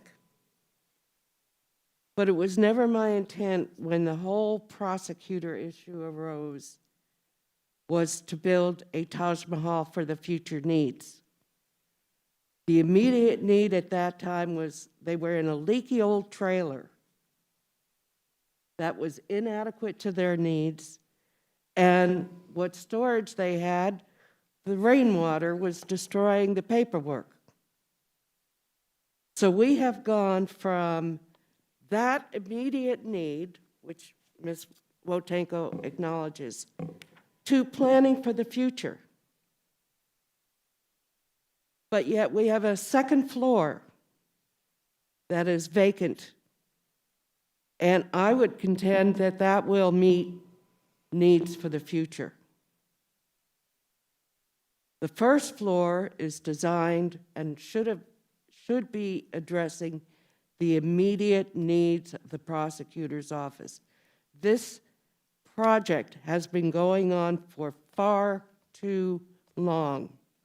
I get very frustrated how long it takes to get city projects done, but this has been an inordinate amount of time. If anything, perhaps option 2, do we actually need, is it a need, an immediate need, that we provide unisex bathrooms? So why couldn't we consider at least an option 2 to add the element of security that everyone is concerned about, and I am as well, which would raise the cost from $490 to maybe $590. I am just dumbfounded how this project has grown and grown and grown. I understand that we want to go to a standardized work plan. And that, I think, should be accomplished in City Hall. It makes sense in City Hall to go to a universal design build floor plan. But I'm not sure it's necessary for the sign building and for what we need it to do right now. So if anything, instead of a Ferrari, I'll settle for a Cadillac, which is option 2, and add one element, the security that is lacking in that plan. But quite frankly, I am just perplexed about how this project has grown in scope and size and cost. And yeah, we have $1 million socked away for it. But do we really need to spend $1 million to get the prosecutors into decent workspaces right now? I don't think so. Thank you, Mayor. Mayor? Councilmember Tomachoff. Thank you, Mayor. I know you're being a little coy. There's been a lot of discussion in previous workshops about moving the entire city attorney's office over there. So I know we're only talking about the second floor, but I want to say my opinion, right, at least I'm going to put it out there right now, is that the city attorney works for the council. I want the city attorney to have his primary workstation in City Hall, where we are. I do not want the city attorney moved outside of City Hall. The rest of the employees, we don't have any jurisdiction over. But I absolutely object to any concept that moves the city attorney's office away from the city council, who he works for. Thank you. Mayor? Thank you, sir. Question on the, on all these plans, Ms. Wotanko, does the dollar amounts, for example, in the 975 include FF&D or furniture and equipment? Is that all in? Mayor, Councilmember, and Councilmember Thomas, Adama, yes, that is an all-in number. Okay, and then another question, just an off question here. If any one of these were to be completed, any dollar amount, how do we update the value of the building, and then who makes the change on the insurance coverage for that building? How does that work? Building appreciation. Yeah, why don't we let the city manager? Everybody's pointing at everybody else. Mayor, members of the council, the fixed asset records, as part of the accounting and as part of the projects, will update the cost of the building in those records. And then every year, when we go out for property insurance, we give a list of all of those buildings to our broker, and they update the insurance coverage accordingly. Thank you. Could you, not today and not in the immediate future, but could someone plan to give us a report on what our assets values are now with maybe previous construction the past 5 years? It would be good to know what our assets are valued at and how much more we're paying on those coverages for those new facilities or new renovated areas. It doesn't have to be today, it could be, 6 months from now. I'd just like to see something. And then I will support Councilmember Tomlinson. I think we had this conversation when we wanted to move the attorney's office over to the sign building, that I too am not comfortable with having our city attorney move away from the building that the council resides in. So I too would not want to see the city attorney moved. Mr. Phelps? Yeah, Mayor, members of the council. So again, the priority for the council was the prosecutor's office, and so that's where, what I asked Michelle and her staff to put a focus and a plan in place to deal with that, because obviously, as we've heard here today, there's far from a clear direction regarding the civil side. I guess as your city manager, I really want to, encourage you. We talked a lot about the recommendation. I think the city, I don't know if Ferrari is the right word to use, but a higher end car would be, we'd build a new city hall and have space together and very modern systems. We're far from doing that with this particular remodel. What we're actually doing, I mean, when you look at the cost of housing a law firm, which is what they are, the $975,000 is actually a very efficient compared to purchasing a new building and constructing a new building, because I think Councilmember Aldama brought out a very important part. FF&E is a very expensive component of this. When you go to standardize, means we're not putting one type of cubicle in one room because it'll fit in another style in another place. We can go in and make it uniform. I really want to encourage the council. Our facilities is not reflective of the quality of city that I think that we all aspire Glendale to be. We're very frugal on our facilities. That said, our facilities pale to cities like Tullison, Avondale, Surprise. Pick your West Valley city. You stack our facilities up. It's because we've had to make concessions, and I understand why the councils have made concessions over the years. We have some things they don't have. We have a Westgate Entertainment District. We have other things along that line. The real question, what I think that you should look at is, are we looking for an interim fix, or are we looking for a long-term solution for the prosecutor's office? For what I believe to be a relatively modest amount more, what Michelle and her team and the consultants have done has come up with a long-term solution. You can cross it off the capital improvement plan of needing to figure out what to do for our prosecutors for a long time coming. I will tell you, if you only do the middle, And this comes from experience of renovating a 102,000 square foot building built in 1926. I will tell you without question, you start tearing into an older building, you generally will find more and more things anyway. So I think the advantage of going in and really doing a complete rehab of the building is when we know what we're getting into, we can touch all the surfaces, we can touch everything one time. It'll be the most efficient way to do it. I'll close with this. Our attorneys, we're in a competitive market for attorneys. We compete with the private sector for attorneys. We don't compete for many other jobs that we have in the city, but in the legal side, we directly compete with the private sector. I think it's more than just giving adequate space to our attorneys, but giving space that allows us to really recruit and retain really quality attorneys over the years. To be able to house the prosecutors for less than $1 million in a building and have it really be ready for the next 10 or 15 years, I think is a tremendous value. I would hope you'd really consider going with that recommendation. Councilmember Tomacha? Well, thank you, Mayor. I didn't have my hand up, but sure, I have something to say. I'm just asking on what Councilmember Clark recommended on the B, option B.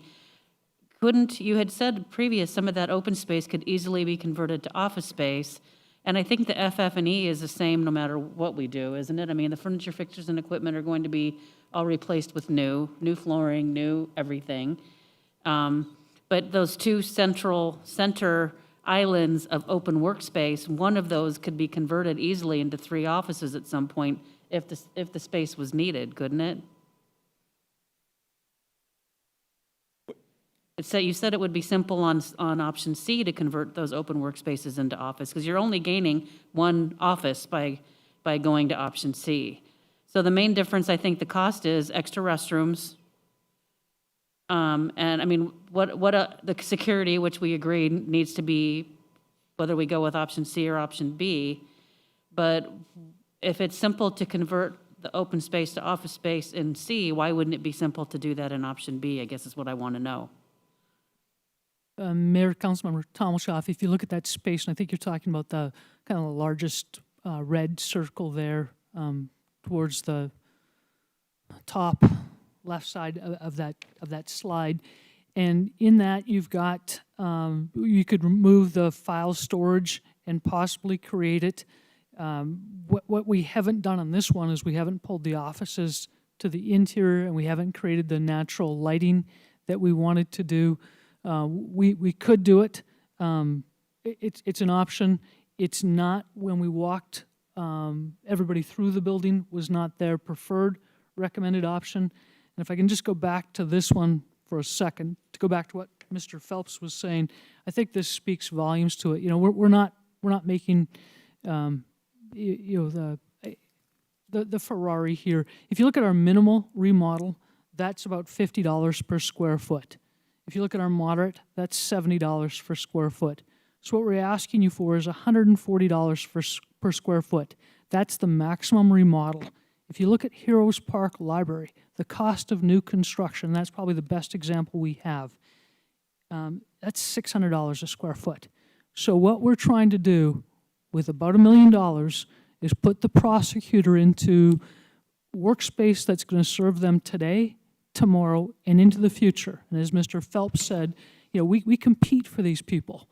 If we instead don't do this and we do something minimal or moderate, we're going to have to go back in that building and do something for them over the next 10 years. And we all know that once you go in and touch it once, you then drop to the bottom of the list.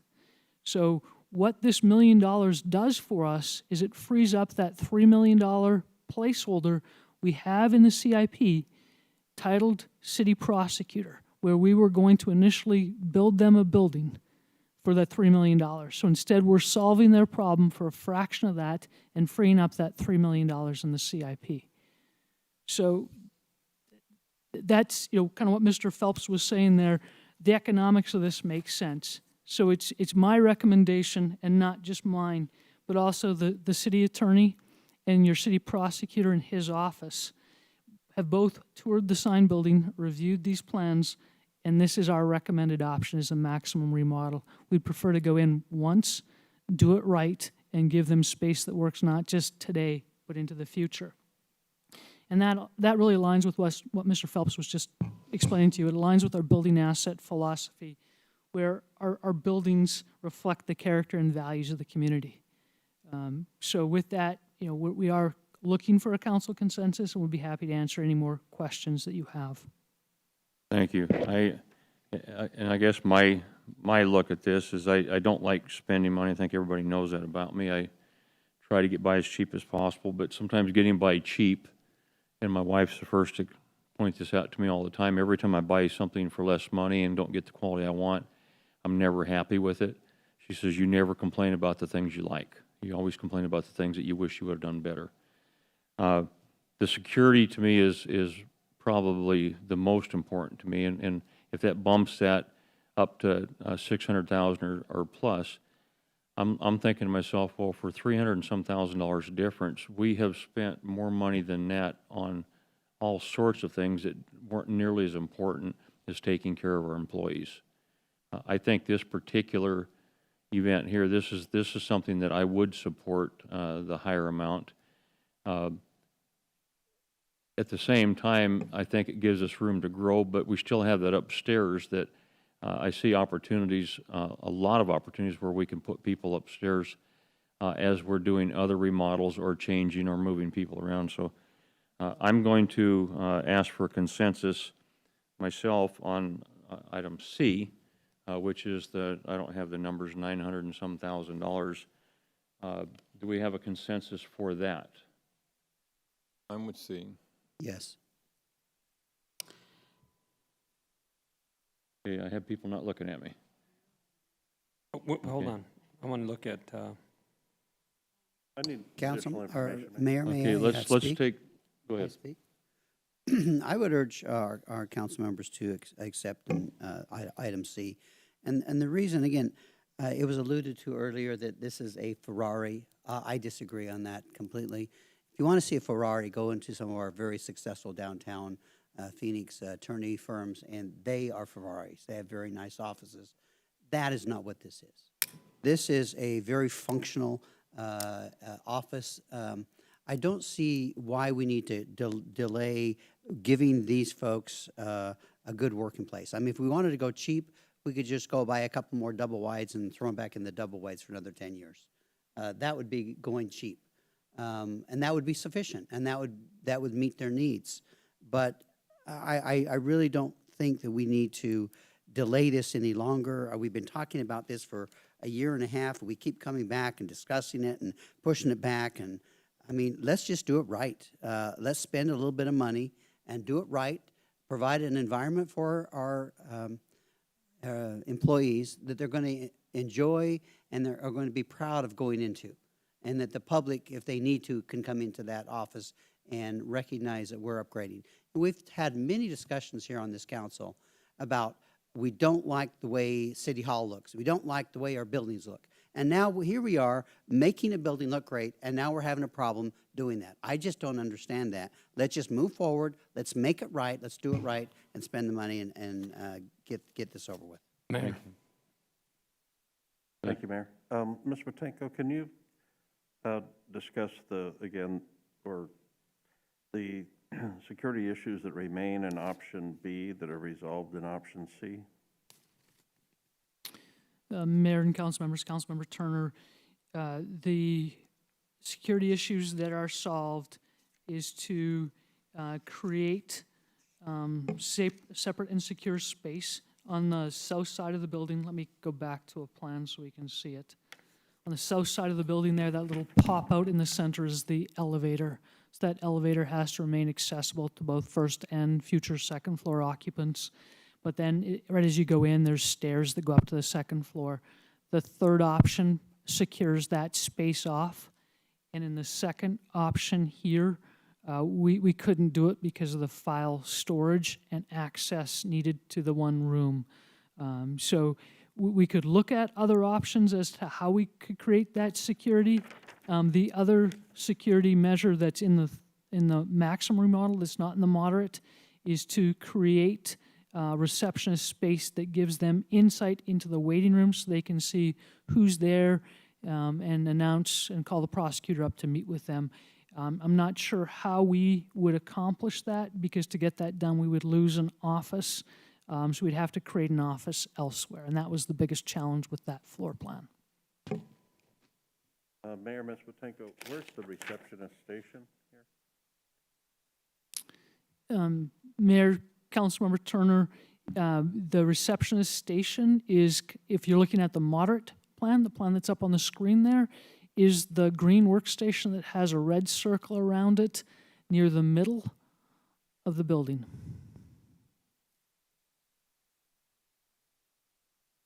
Mayor, Ms. Watenko, in essence, straight into the building past the elevator? Correct.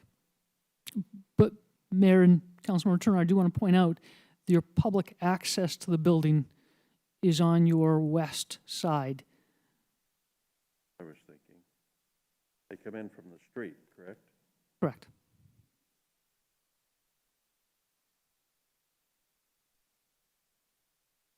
Now you get a window view of the waiting room there.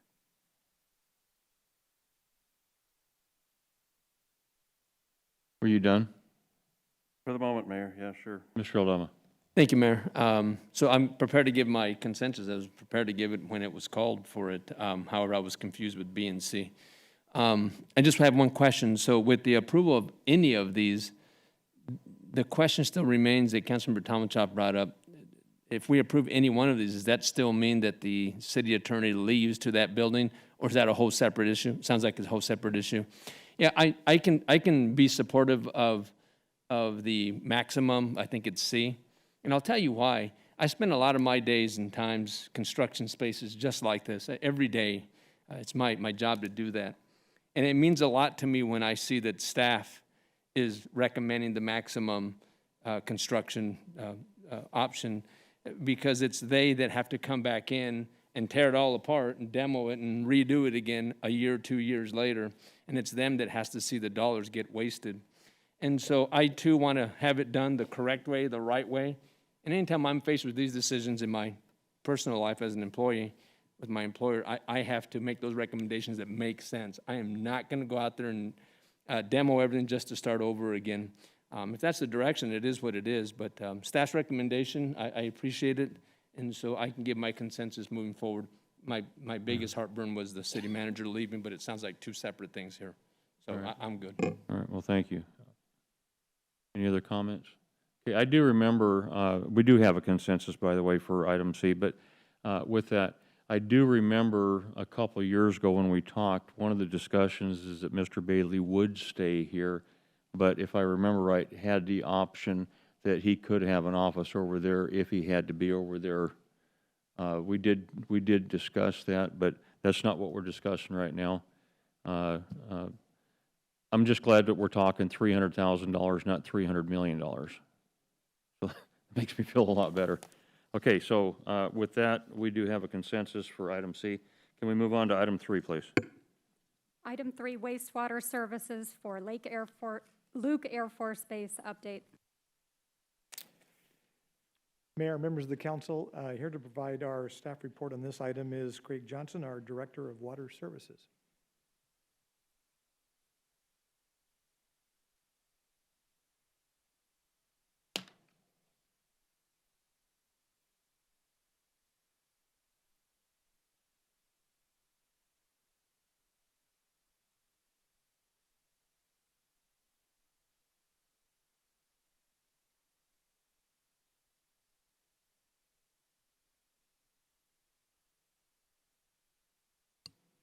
Thank you, Mr. Phelps. Good afternoon, Mayor, members of council. Good to be here with you today to provide an update on the wastewater services for the Luke Air Force Base. Good news is this is for information only. We have no direction requirements coming from you today. Purely just an update.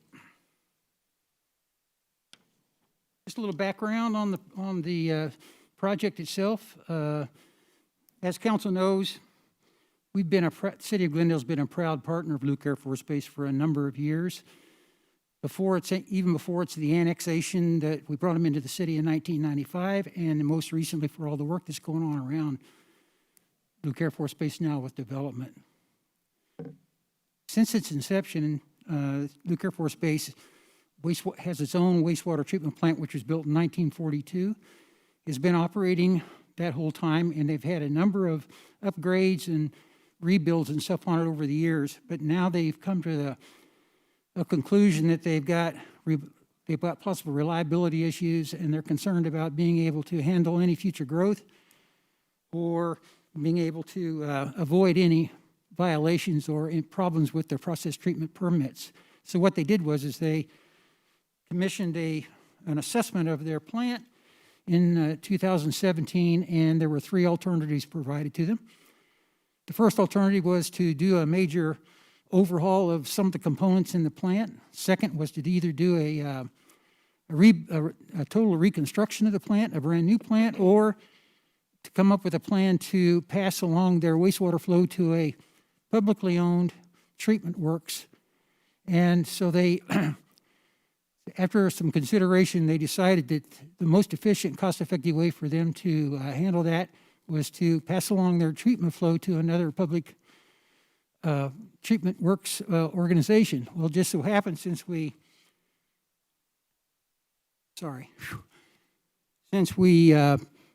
annexed them in 2018, the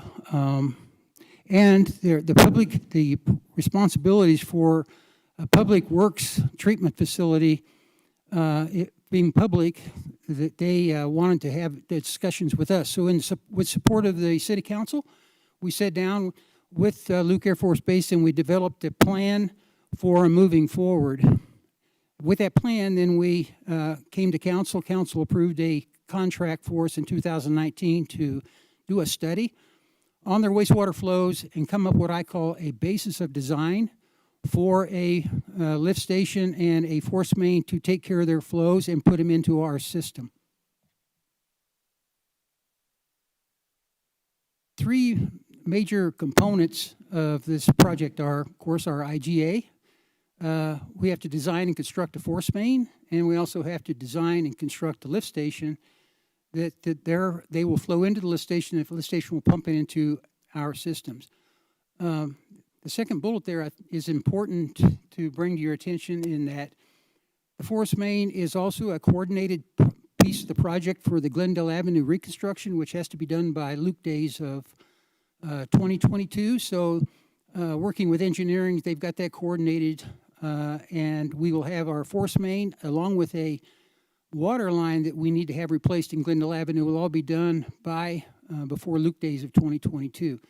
Closely following behind that will be the lift station, and lift station is off of Glendale. It's on the northeast corner of El Mirage and Glendale, and that will come online on May the 1st of 2022.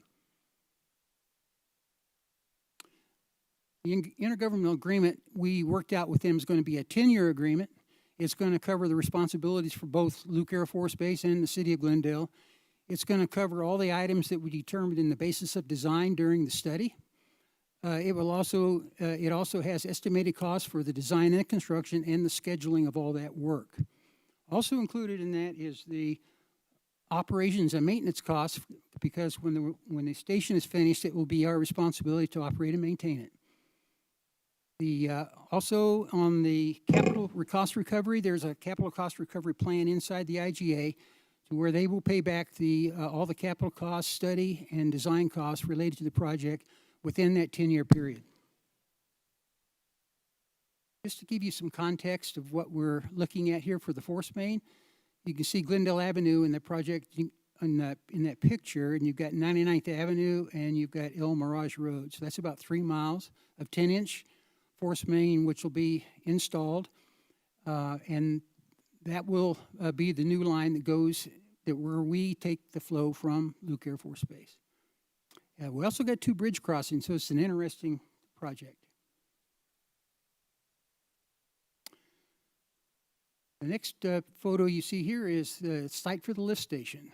It's located on the northeast corner of El Mirage and Glendale Avenue, and kind of a neat component here.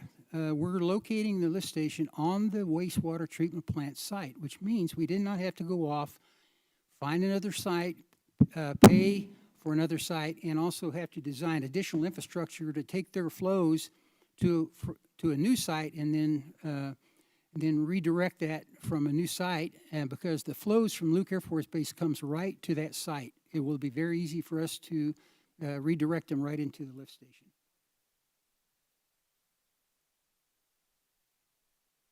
Final item is the cost recovery. The cost recovery is the plan for that is inside the current IGA that hopefully will be approved tonight. There's an amortization schedule in there that talks about the estimated costs related to the study, design, and construction of all of the elements of this project, along with finance charges or interest rates related to the carrying of that money. And then when the project is accepted and completed, then they will update the amortization schedule, make it a final for the accuracy of the current costs, and then they will begin to pay on a monthly basis and have that paid at the end of the 10-year program, or the 10-year agreement.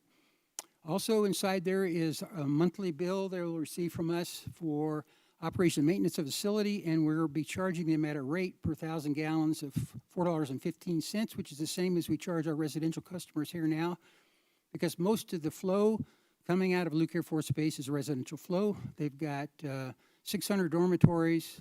They've got an apartment complex that they contract for, and they got over 500 homes on the site.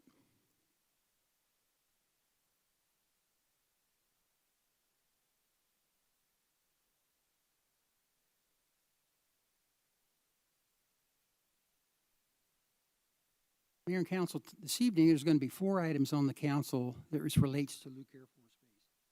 We're going to have the IGA on the council. We'll have the Stantec Professional Services Agreement, which they're going to be the designers for the lift station. We've got an amendment to Kimley Horn's Professional Services Agreement, which they're the designers of the Glendale Reconstruction Project. And but they've also got an amendment to go forward to do inspection on the force main when it gets approved. And then the last is Hayden. You've got a CMAR GMP contract awarded tonight, to award tonight for Hayden Construction to build the force main for us and the additional water line that I indicated earlier that we were going to need. And later, the staff will be returning to council to get your approval on the easement. I forgot to mention, it's a 99-year easement. And we'll bring that back to you at a later date, and we'll also bring back to you the CM at risk for the construction of the lift station at a later date. Lastly, Mayor, Council, and Mr. Phelps, I just want to thank you for your support for this project, and I especially want to thank my deputy, Megan Sheldon, for leading the IGA effort with Luke Air Force Base, with the support of Russ Romney from the Attorney's Office, David Beard, the City Engineer, Ms. Rios and Ms. Camacho on the budget and finance guidance they provided us, and Neil Wentz and Bob Worley with Luke Air Force Base Civil Engineer Squadron. This has truly been a team effort, and that completes my presentation, and I'll be happy to answer any questions. I have 2 questions for you. The force main that you're talking about, how much is Luke currently putting out right now? How much does this give them for growth?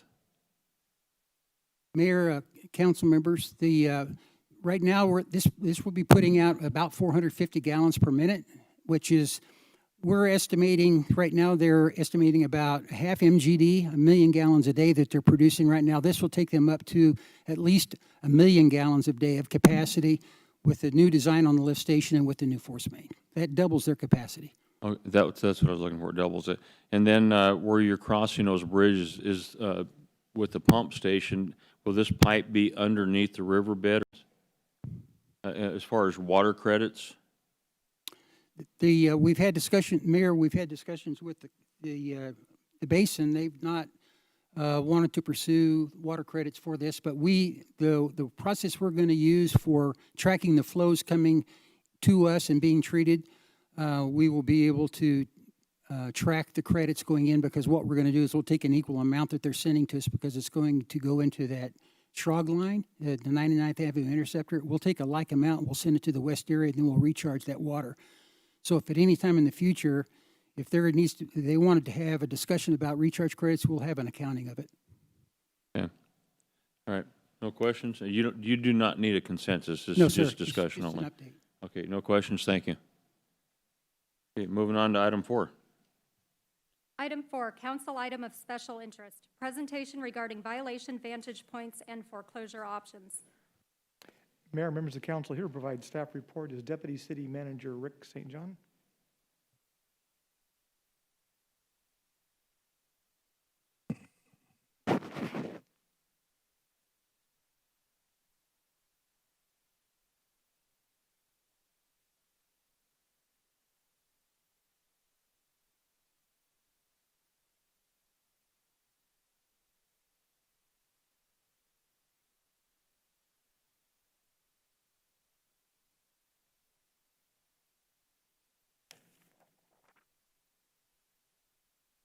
Mayor, members of the council, I apologize for the delay, just getting things cleaned up over here. So there is no PowerPoint presentation for this item.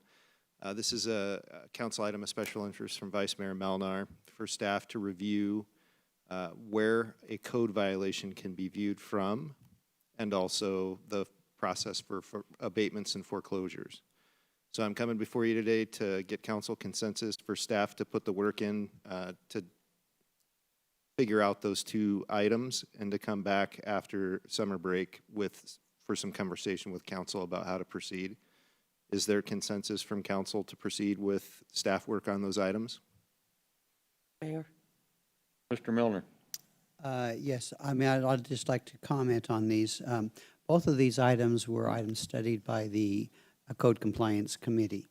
And both of these items were recommended to send to council to study further and bring back to council recommendations on the language in our ordinance to address both of these items.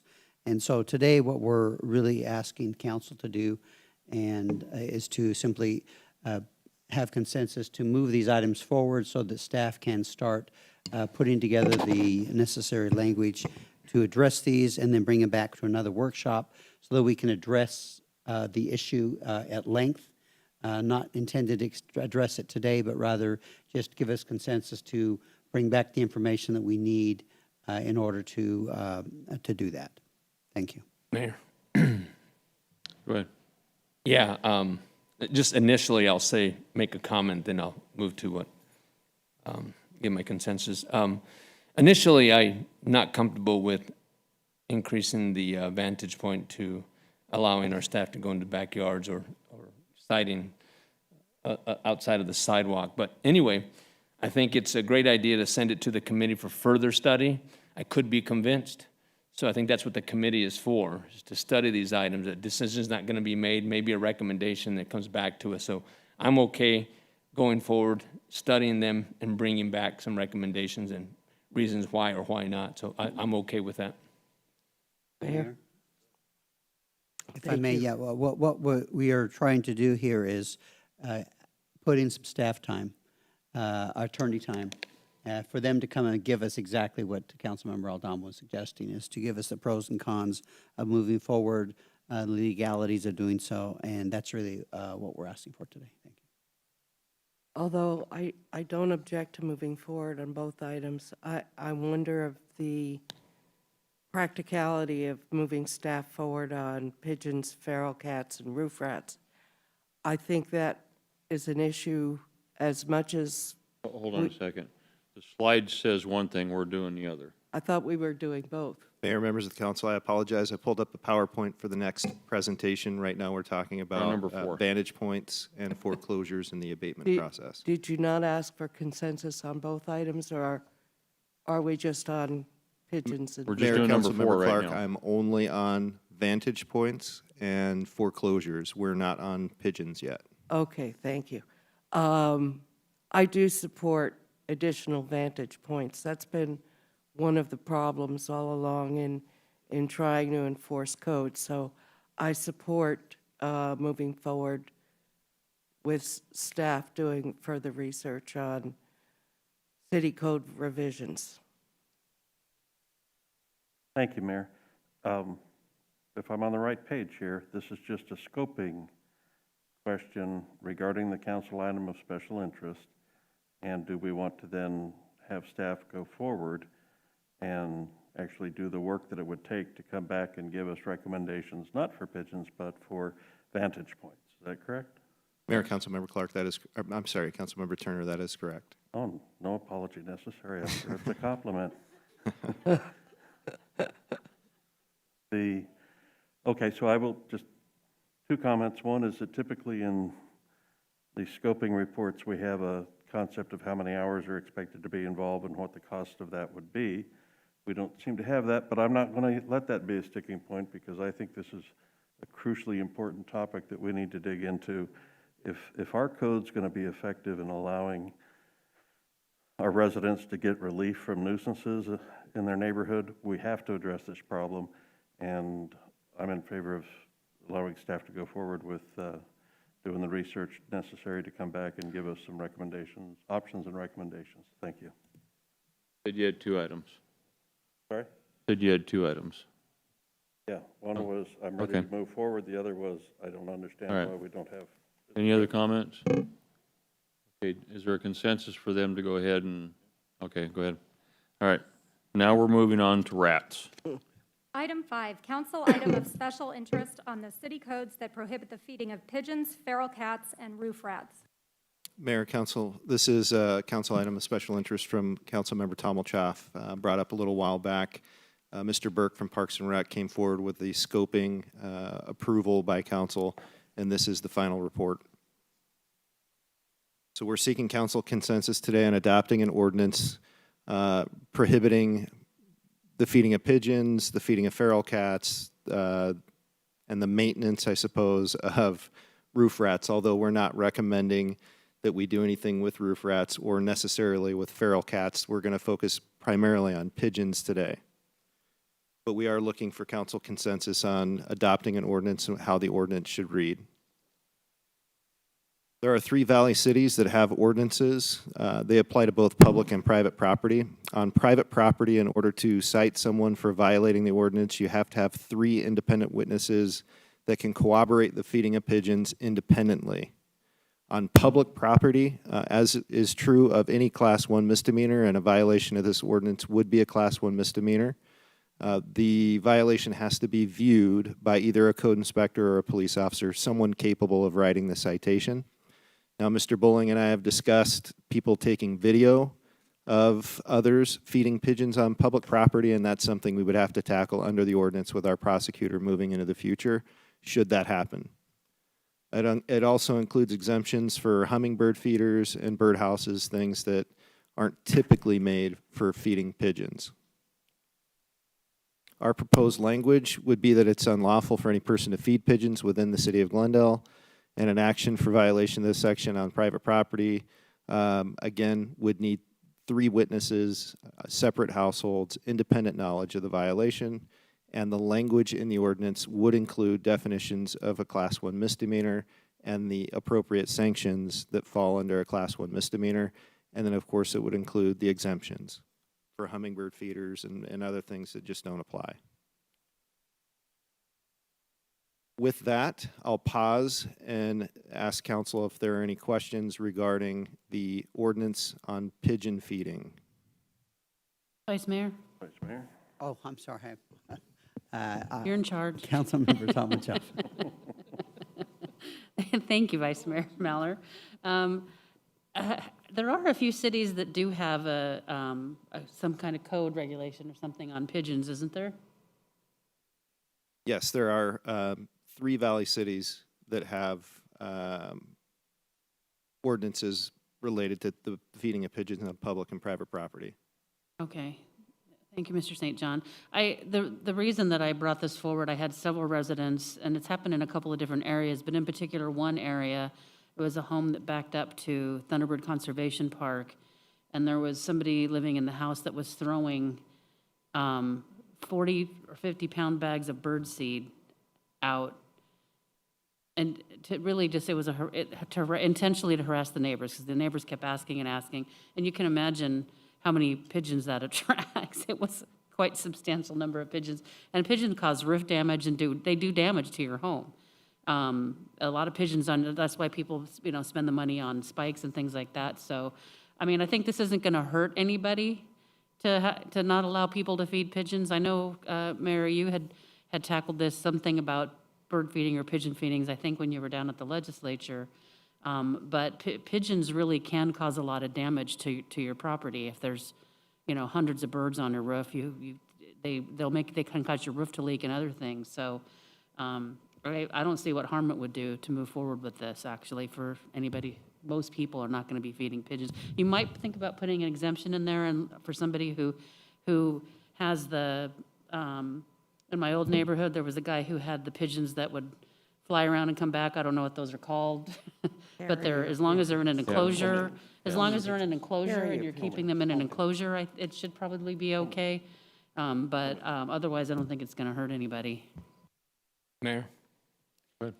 Yeah, I support an ordinance. The only problem I have is that we have a statue in front of the library, the Old Friends Library. It's the old man with all the pigeons, so I hope we're not sending a mixed message, but kind of just funny there. But I do support it. I think it'd help our citizens and community, but it's just funny that we have a statue out there that's filled with pigeons and welcoming. So with that said, I can support that. Mayor, Go ahead. I don't support this, and primarily because I believe it to be ineffectual.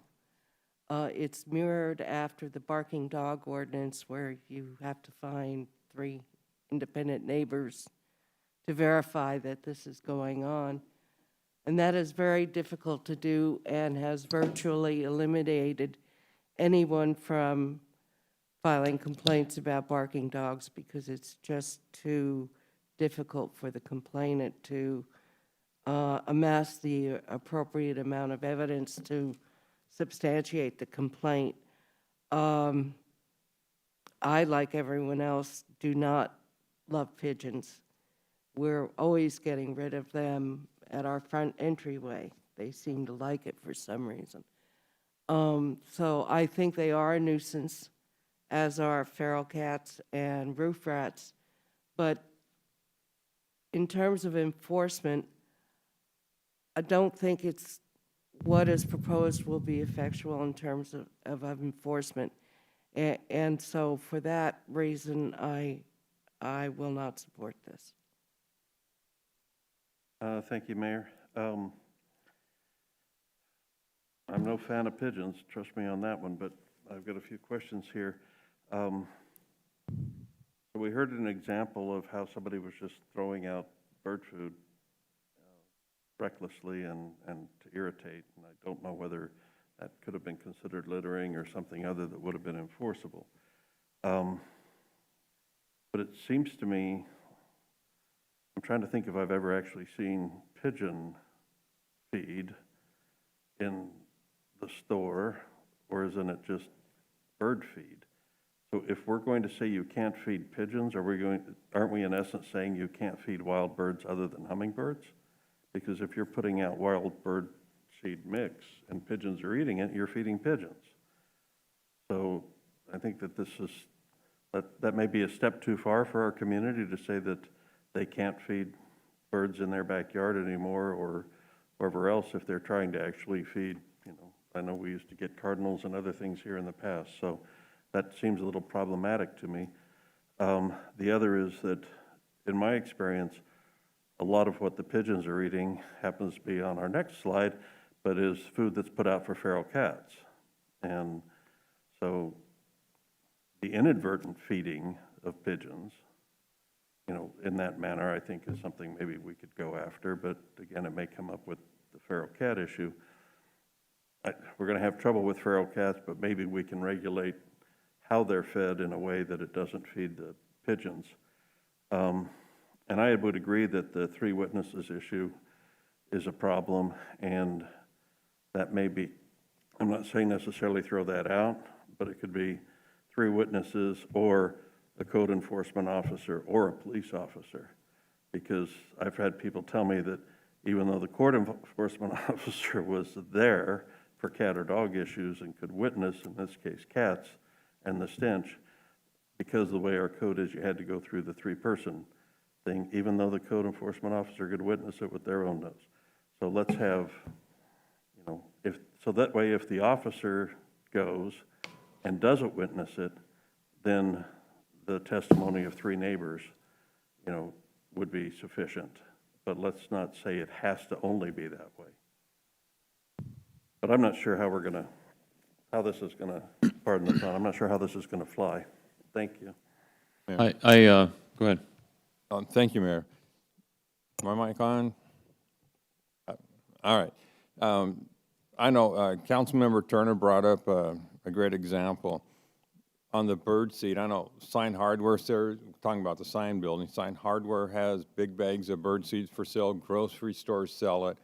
Apparently, plenty of people are buying the bird seed, and I'm sure they're putting it in their bird feeders, attract a variety of birds over to their house. And I guess pigeons can help themselves also, but unless you want to outlaw bird seed, I'm not sure why everybody hates pigeons at this point. I know they can leave a mess on the roof, and the acid is hard on shingles. But I just don't think it's a good idea to make it a Class 1 misdemeanor for feeding pigeons. Thank you, Mayor. One of the things that you have up there is includes exemptions for hummingbirds. The legislature, and I remember when I was serving, we actually passed a bill, a law, that said that you could not feed wildlife. And what we were trying to do is we had people that were feeding javelina and things like that from restaurants, and the problem with that is that was attracting not only the javelina, but rabbit animals, also mountain lions, bobcats, and it was risky health hazard for humans, because as the animals become more accustomed to being fed, they lost their fear of humans, and people were being bit, and so that's why the legislature addressed that, and that law was passed. With that, there's a whole slew of exceptions to that, and that is feeding wildlife. Now, my wife is one of those people that goes and buys bird feed. She has a special bird feeder that if a pigeon lands on it, it actually shuts it off. It can't eat out of it. As far as that goes, it can't even, it's too big to land on it. The dove have a tough time landing on it. But as the small birds land on it and the feed drops, that does attract the dove, the white wing, the small Mexican gray dove, those type of birds. I haven't seen any pigeons, probably because I have dogs, and pigeons are a little bit easier for the dogs to get than the smaller birds. But I just don't know how in the world that we do that. I understand when you get that one person that's just trying to upset all his neighbors, and he's out there dumping 50-pound bags of feed out purposely. I get that, but there's got to be other ways that we can deal with that. I don't know if this is the right way. I understand it's a problem, but we also have companies that their main business, and the city of Glendale has hired them for a parking garage here. There are ways that people can take care of the nuisance pigeons. I can tell you when I was a kid, I raised pigeons, and what you were looking for is homing pigeons. Any kind of pigeon, once they're raised in a certain area and they've established their home there, will stay there. They don't leave. They stay there. That's what they do.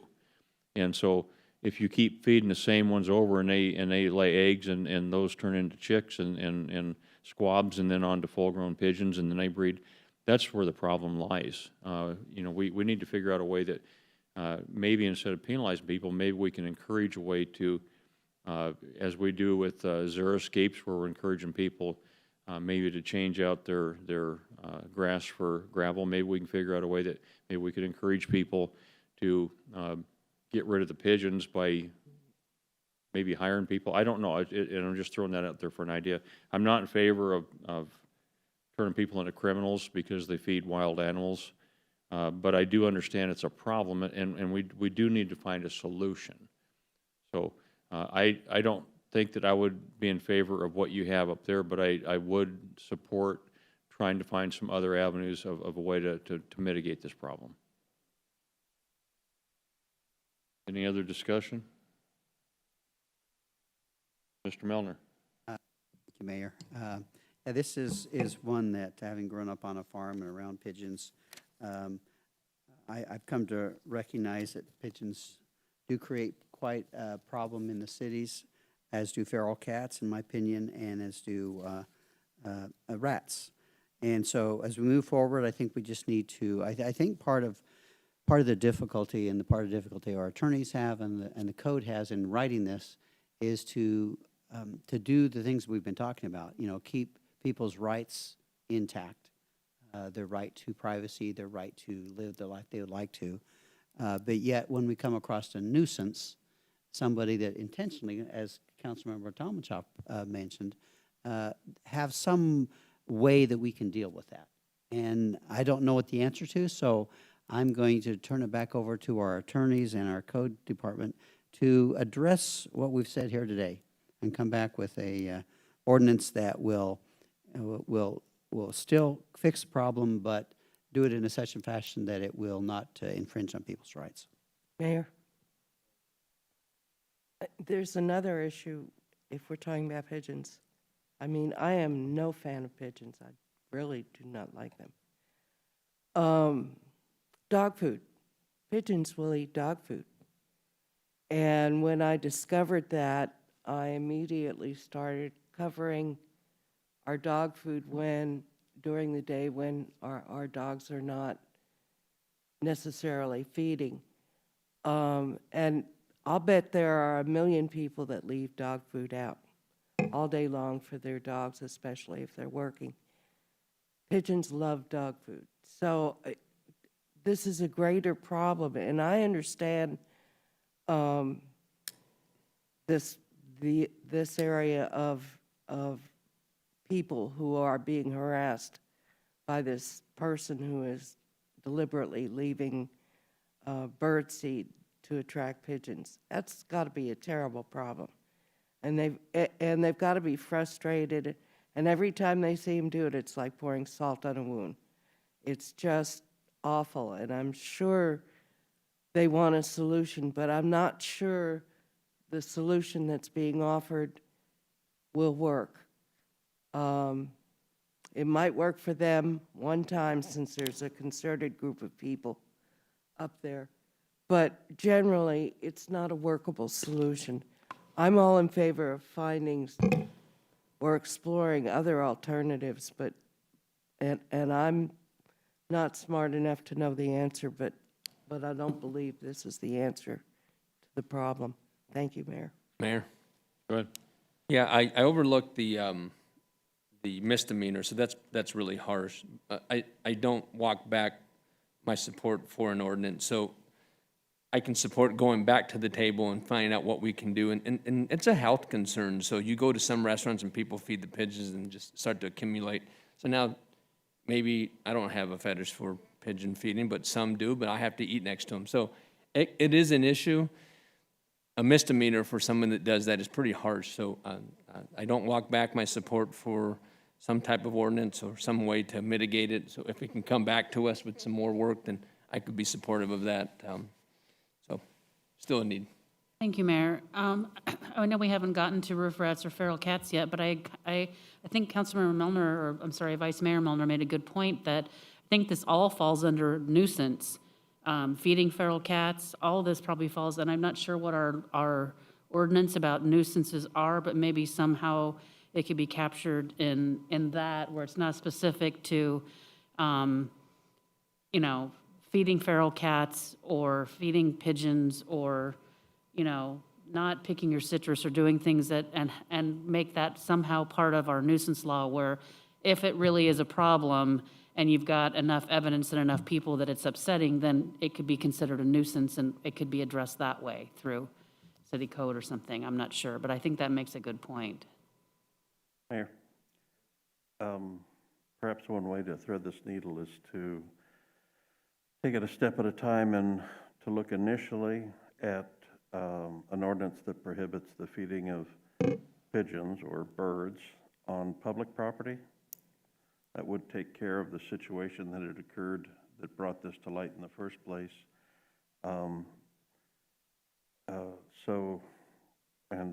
We don't want people, despite our taste in art and the warm feelings it gives us, we don't want people feeding pigeons in our public places, so maybe we can come forward with a ordinance that relates to the feeding of pigeons or birds, if we're gonna be realistic, on public property, not have to deal with the hummingbird or birdhouses issue.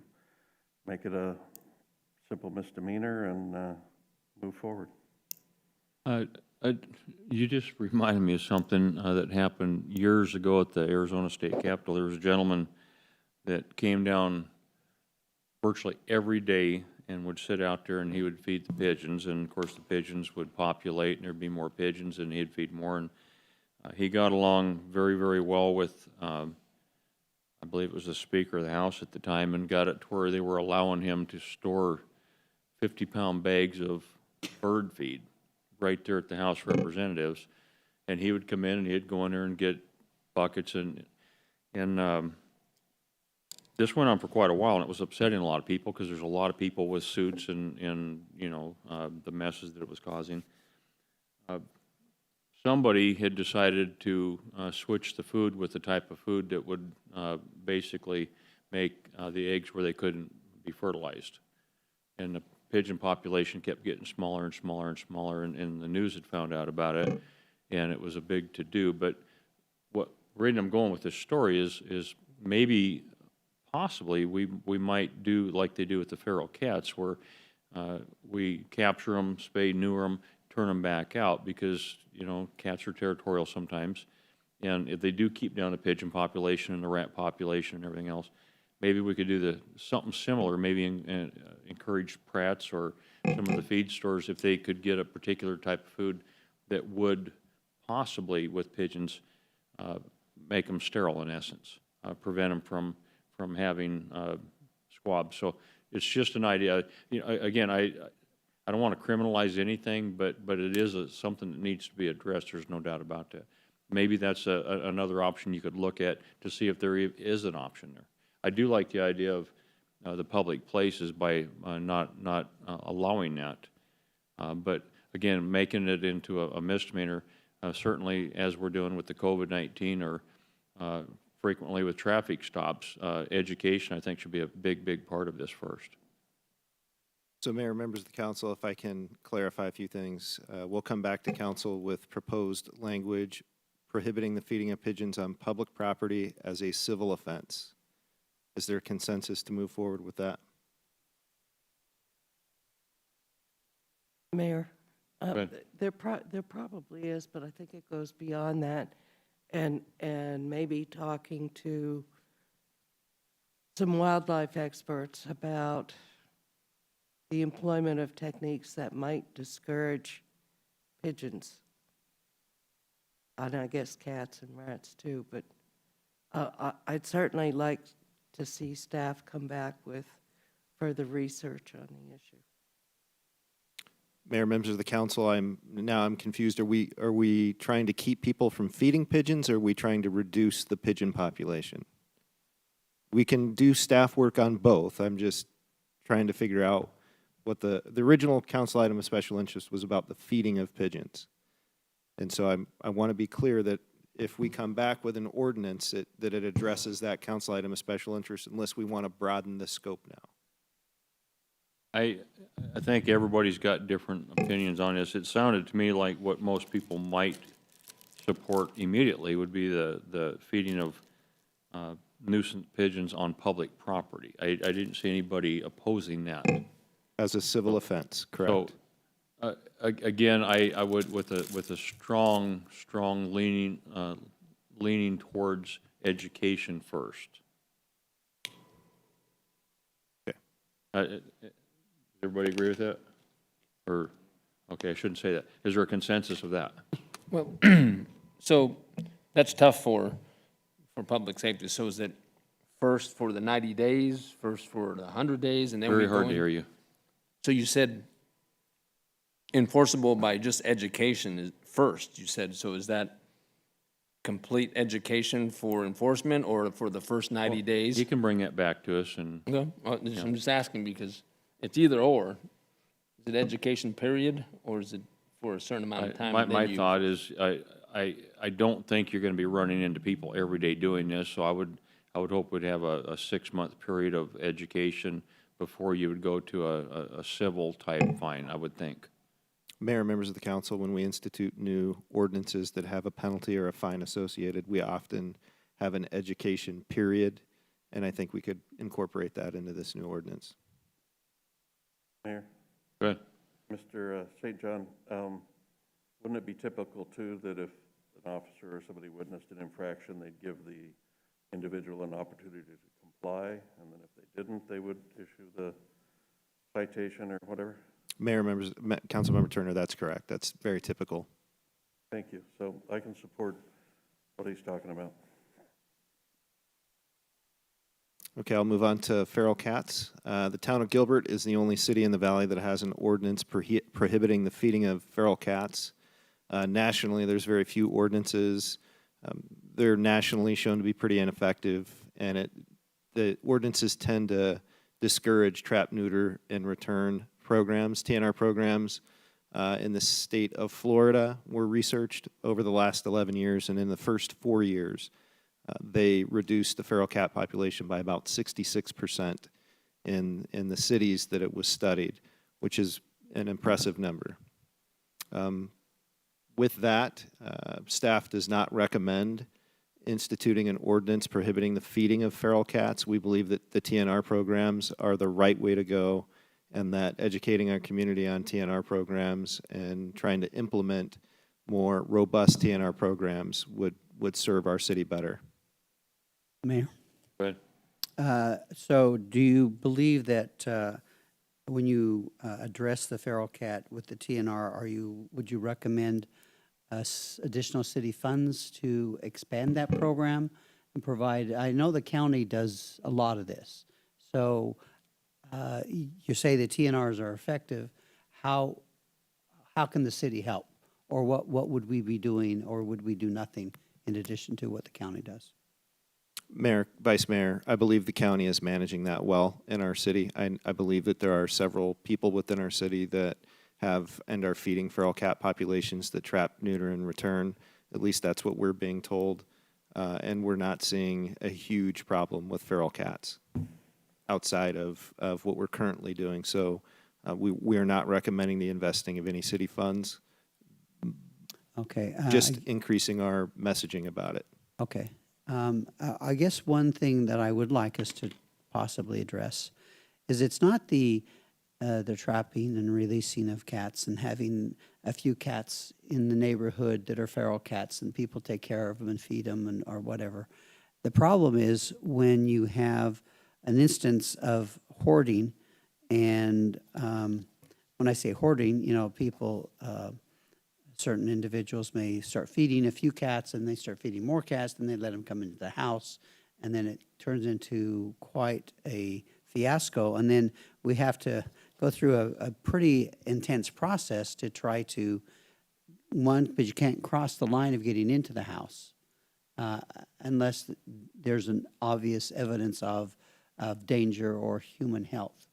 And so is there anything we can do in that regard in our city ordinances to help mitigate or help the citizens to, when they come across these situations that are obviously a nuisance to the neighborhood, that we can do something about it?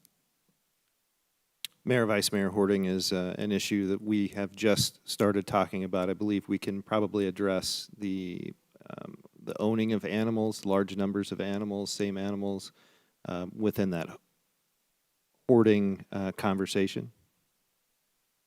Okay, yeah, I would appreciate that does get moved forward in that regard. Thank you. Mayor? Go ahead. I think the TNR program is fantastic, and it does work. But the only complaints that I've received over the years is the difficulty in obtaining the traps.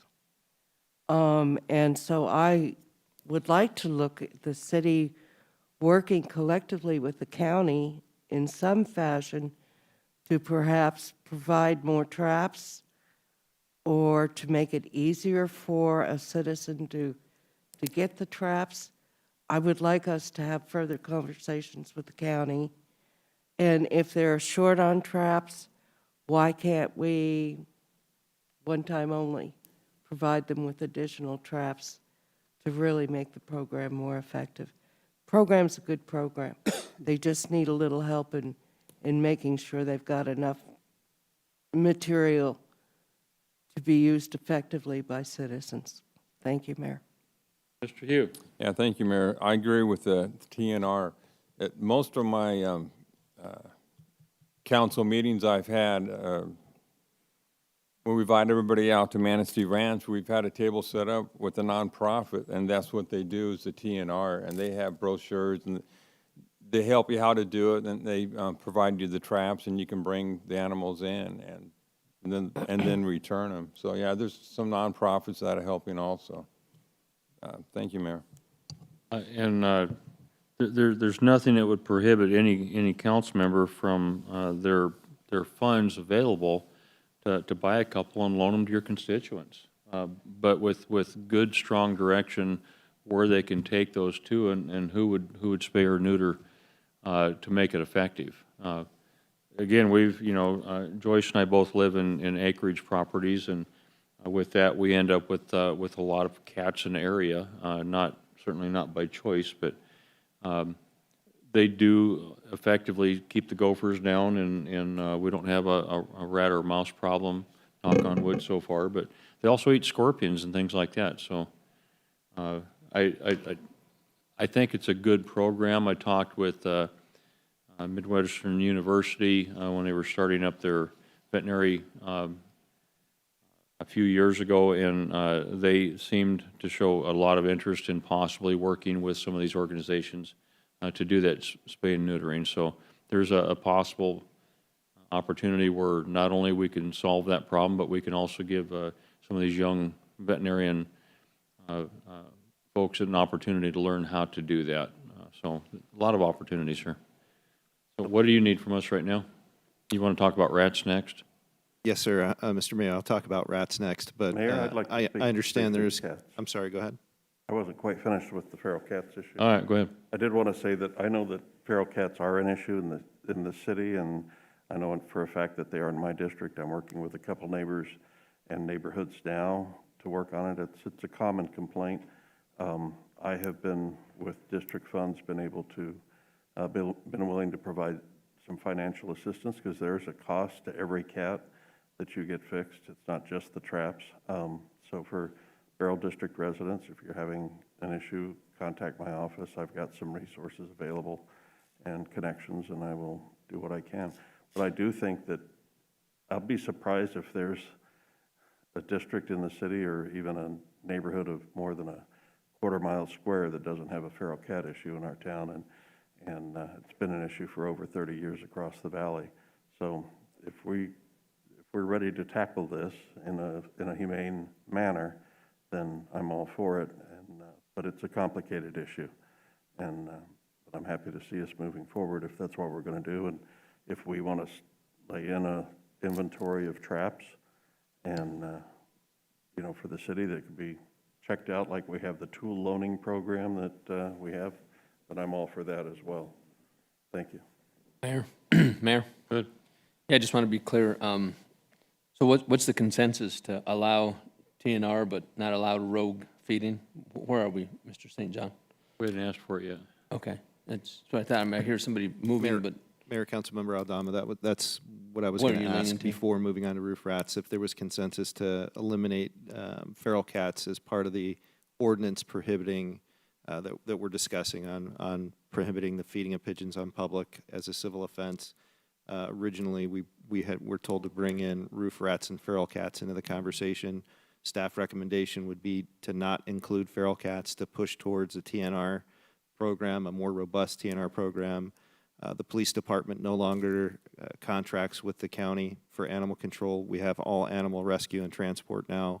We can engage all animal rescue and transport in a conversation about a more robust TNR program, and perhaps even partner with Midwestern University, their veterinary school, on getting the spade and neutering done.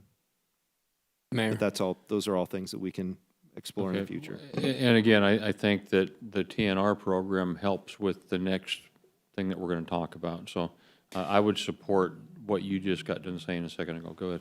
And I can too, and I just want to, just really kudos to, and I won't mention her name, but an individual in my district who has spent the last 10 years trapping, and neutering, and spaying, and she's met with the city and is educating the city on how to do it exactly. So, the rogue feeding is a problem, but these people who are trapping and neutering them, they're really, it's benefiting our citizens. So I support what Mr. John just described, so thank you, Mayor.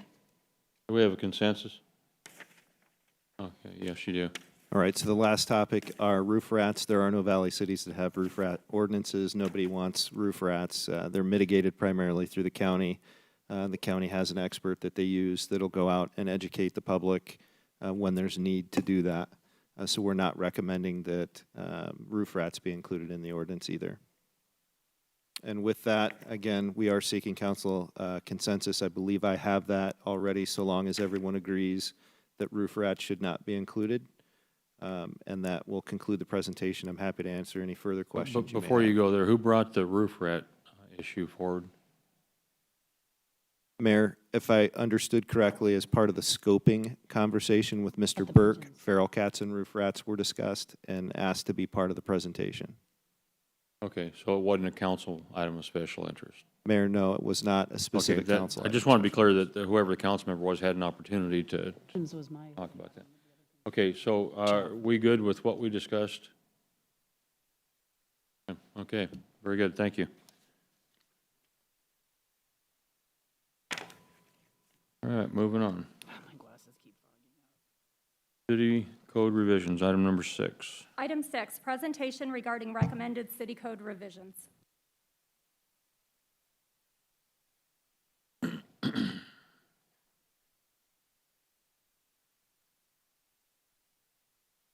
Mayor, members of the council, if you give me just a second.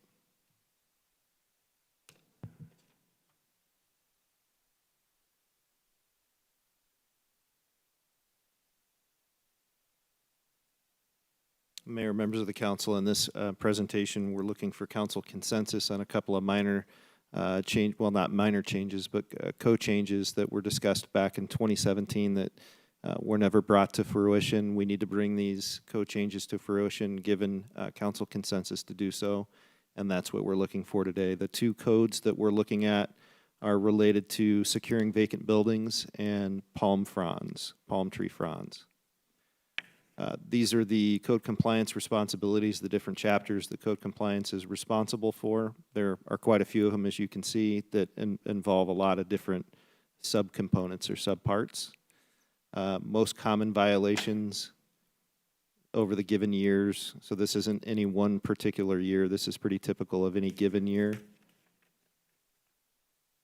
Some considerations when doing code revisions, federal law and Fourth Amendment rights, so particularly when you're talking about vantage points, and we're not talking about that today, but particularly when you talk about vantage points, Fourth Amendment becomes something we're interested in.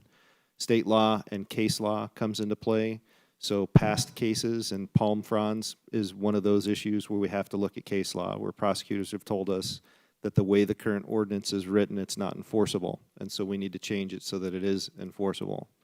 And then code language from surrounding jurisdictions is something we pay attention to. Oftentimes, people move from one jurisdiction to another, and we don't want surprises in the city of Glendale. We want everyone to understand how our codes are written, why they're written the way they are, and some uniformity across the valley if we can accomplish that. And then, of course, in some instances, there's zoning ordinance interpretations that we have to pay attention to. We've seen that with front yard parking, for example. Securing vacant buildings was brought in February of 2017 to council. The city manager signed a recommendation to stop using plywood and to start using polycarbonate for those areas that were visible from the front of the house. So we're not talking about the back of the house, an Arcadia door or something like that. We're talking about what's visible from the street, and it's an aesthetics issue. And we'll see a couple of pictures here in a minute on the difference between the use of plywood and the use of a polycarbonate material. This is an update to our City Code 2523 to address the changes that have already been approved by city management and have been in place since early 2017. Vice Mayor, I have a question. Thank you. You mentioned the front of the house, but does this apply to commercial buildings as well? Councilmember Turner, yes, it would apply to commercial as well. Thank you, sir. I skipped a slide, my apologies. So the way the current code reads, it allows for any wood or similar material used to secure the building. We recommend a change so that it says all unsecured window and door openings must be secured in accordance with the City of Glendale securement specifications. That's what was signed by Mr. Phelps back in 2017 that calls for a polycarbonate material. And if the owner fails or refuses properly to secure the facility in that way or the building in that way, we'll complete the work for them, and they'll be liable for the cost of the city doing that work. A couple of examples. On the left is the building with plywood. On the right is the polycarbonate material. Second example, a little harder to see. Apologize for the reflection off the picture here. But you can see that it is a cleaner look using the polycarbonate. We've been doing it for about the last 3 years, and we're finding it to be successful. With that, I'll pause and take any questions regarding that particular item. Any questions? Looks like not. Go ahead. So the next is the palm tree frond ordinance. As you can see in the crossed out section, we talk about 4 feet, dry, dead, no longer than 4 feet, 7 feet from the ground, and it also says no person shall allow any palm tree. That's the portion of the language that prosecutors have an issue with. So we have to change, we should, in order to make it an enforceable ordinance, change it to read no responsible person of any property.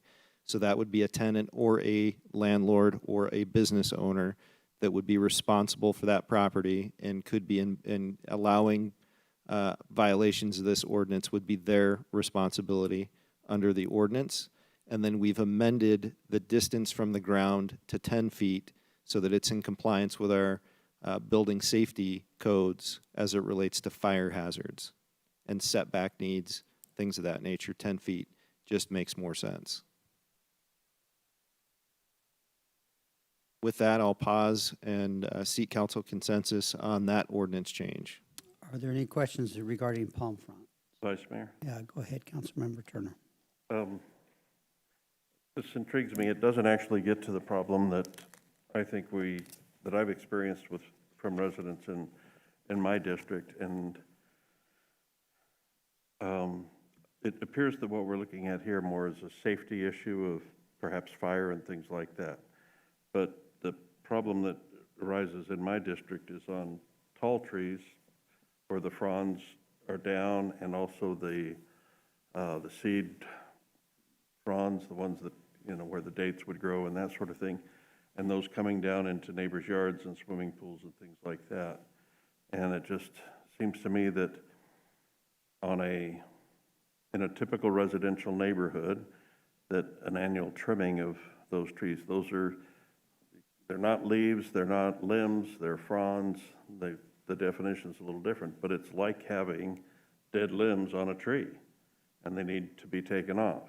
We've talked a little bit about it's unrealistic to wait till the whole tree's dead, but these are dead limbs, and they do present a problem for neighbors, particularly those that have swimming pools or following windstorms and things like that. So it seems to me in our typical residential neighborhoods, it's not unfair to expect that the palm trees are being trimmed on an annual basis. Now, on other properties, the atypical neighborhoods of SR 17 and larger lots where you're not in close proximity to your neighbors, certainly agriculture property, I would even say city property, that there may be reasons for not doing that. Necessity being one, and also providing habitat for owls and other large birds is another reason not to.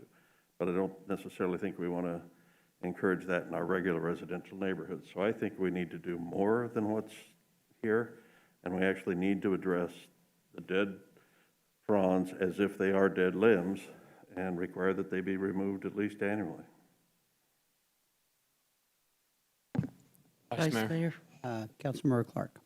Thank you. I understand the problem and the issue, but I'm not ready to mandate that people have to trim their palm trees once a year. It may be an issue of being elderly or unaffordable, and I understand that they are a nuisance. They are a nuisance. Again, all we're talking about this afternoon are nuisances. Maybe we need to look at our entire nuisance code, and maybe the consultant will deal with that when we see the revisions. But in terms of being a fire safety hazard, can we approach palm fronds in that manner rather than mandating an annual trimming of palm fronds? Mayor, Councilmember Clark, that's what we're attempting to do in this ordinance. If we want to say that any dead or dry palm frond needs to be removed, that is a change that we could make. I would recommend going through the consultant and looking at what other valley cities are doing in terms of any dead palm frond. Yeah, because I think that's the real issue, is it's a health and safety issue in terms of fire hazard. Also, I believe that it's a favorite spot for bees to create hives. And those are the kinds of issues that I think we need to be addressing rather than just the visual characteristic of palm fronds. Thank you, Vice Mayor. Vice Mayor. Go ahead, Councilmember Aldama. Thank you, Vice Mayor. So a couple of things. I think the issue is that I hear is that the dry ponds are hanging down too low. So if I'm correct, I got a couple of questions, but first question is, so if the tree is 40 feet tall and it's from the top all the way down, as long as there's nothing 10 feet up, we're okay? Vice Mayor, Councilmember Aldama, that's correct. Well, yeah, so I don't think that will work. The issue is there's a couple of things. So it's a hazard for people who are driving during monsoon weather, and these things are flying everywhere. However, there's also a danger for the individual who is servicing the trees on several occasions, and firefighters can tell you, some of those men and women who are servicing those trees have died from suffocating up inside there trying to get them cleaned out. So I think we need to do more. 10 feet is not enough, but what Ms. Clark just mentioned is a reality. There's people who are either buying a home or renting a home, and no fault of theirs, they inherit this tree, and now it's costs hundreds and hundreds of dollars to get it in compliance. So I feel we need more bite to this, but there needs to be some consideration, maybe some time from when you, on the onset of the complaint, that they be given some time. But 10 feet is not enough. I just don't think that's enough. Yeah, and I would agree with those sentiments. I'd just like to ask what, I mean, I know you've gotten complaints in the Code Compliance Department. What are the typical complaints on a palm tree frond? What have they been like, and how have you addressed them? Mayor, Vice Mayor Mauner, most of our complaints involve palm trees are the dryness in nature, and that they are a fire hazard. Pigeons tend to harvest in palm tree fronds, and the pigeon poop is combustible. And when you get on palm tree fronds that are very, very dry, and it's 110, 115 degrees outside with the sun right on it, that's often why you see palm trees burst in flames all of a sudden. It's usually from that material. So it's the fire hazard. And that's what the 10 feet addresses. That's standard building separation and separation for fire code and building codes. Thank you for that. I think I would agree that I think we need to go beyond the 10 feet. I think we need to look at, again, not necessarily mandating annual trimming, because it may or may not be needed, but rather having in our ordinance that, again, this is, again, up to the consultant to determine a more aggressive stance on taller palm tree fronds, so that they can be addressed and so they aren't a hazard for both the neighbors and the community. So Mayor, I'm hearing that there's consensus to take a deeper look into this ordinance and come up with some other options. We'll bring that back to council at a later date. Quick question, didn't we address this like 6 years ago? Mayor, it was 3 years ago, 3 years ago? 2017, February of 2017. Well, We of had a course, conversation with no conclusion, sir. Sure seems longer than that. Of course, this year's gone on for about 3 years, right? Mm-hmm. All right. Consensus? Yeah. Very good. And I just want to point out as a conclusion to this presentation that we'll be bringing back conversation on dead trees and vegetation, abandoned vehicles, and parking issues in the near future, after summer break, of course.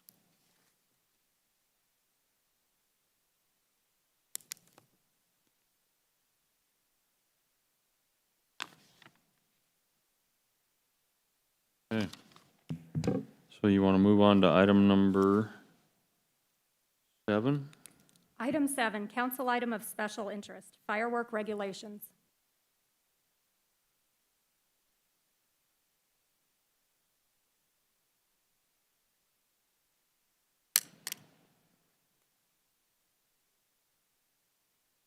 Mayor, members of the council, this is in response to a council item of special interest from Councilmember Turner and Councilmember Clark, stemming from this New Year's Eve event and all the fireworks that we saw across our valley, or I'm sorry, across our city, valley as well, I'm sure. We're seeking council consensus today to amend the penalty section of the city code to establish a mandatory fine amounts for first and subsequent violations of our fireworks ordinance. And in this piece of the conversation, I'll say there's 3 components or 3 ways you can violate the fireworks ordinance. We are talking about 2 of the 3. One of the ways you can violate is by selling illegal fireworks. We're requesting consensus from council to establish a mandatory fine for the selling of illegal fireworks and the use of illegal fireworks. There's a 3rd section to the ordinance that talks about signs that vendors have to have displayed. The minimum or the set fine for that violation is about $275, if I'm not mistaken. We're not recommending that we change that. I think not displaying a couple of signs is completely different than selling illegal fireworks or using illegal fireworks. And we're looking for consensus today to make that distinction, leave the $275 for not displaying the signs properly, and then set a fine amount at council's discretion for the other 2 violations, the selling of illegal fireworks and the use of illegal fireworks. Calls for service related to fireworks in 2019. We had quite a few, 439 calls related to fireworks. 189 resulted in community contact, and there was 1 offense report completed, and that's during non-permissible dates. So under the state statute, there are permissible dates for permissible fireworks. You can never use illegal fireworks. During permissible dates, the PD responded to 296 calls related to fireworks. 121 resulted in community contact, and there were no offense reports generated as a result of the 121 contacts. Mayor, Go ahead. what do you mean by offense reports? I'm sorry, Mayor, Vice Mayor, an offense report is a criminal report that's generated by a police officer on scene. If I may follow up, so basically, did we just not enforce that? Did we find criminal or offensive items happening, and we chose not to write them up, or did we not find any? Mayor, Vice Mayor, without looking deeper into it, I don't know the exact circumstances of 2019. Having worked in law enforcement for a number of years, I can tell you we get a lot of complaints about fireworks. They stack up, and you typically aren't able to respond in a time frame that allows you to view the violation. And by Arizona law, to cite for a Class 1 misdemeanor, it has to be viewed by the police officer. So my guess is that's why there weren't more offense reports generated. Mayor? You done, Mr. Milner? Yes, thank you. Go ahead. This is a hot topic, no pun intended. Well, yes, it was intended, but anyhow. You know, I'm going to throw another wrinkle into this equation. The state has preempted cities' ability to do much in terms of regulating fireworks. The state tells everybody what kind of fireworks they can buy. The state tells everyone, cities, what times of the year that fireworks can be utilized. But the one thing the state hasn't gotten its grubby little hands on yet are the hours that fireworks can be shot off. And I have noted lately that in some instances, people start shooting off fireworks right after dinner, and it'll go till 3 or 4 o'clock in the morning. That is absolutely crazy.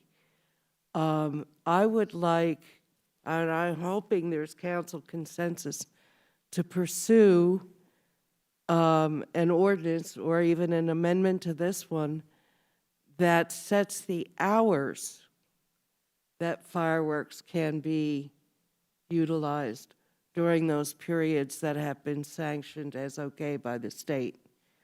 And that may help contribute toward a reduction of hearing fireworks at 2 and 3 o'clock in the morning. I get complaints all the time.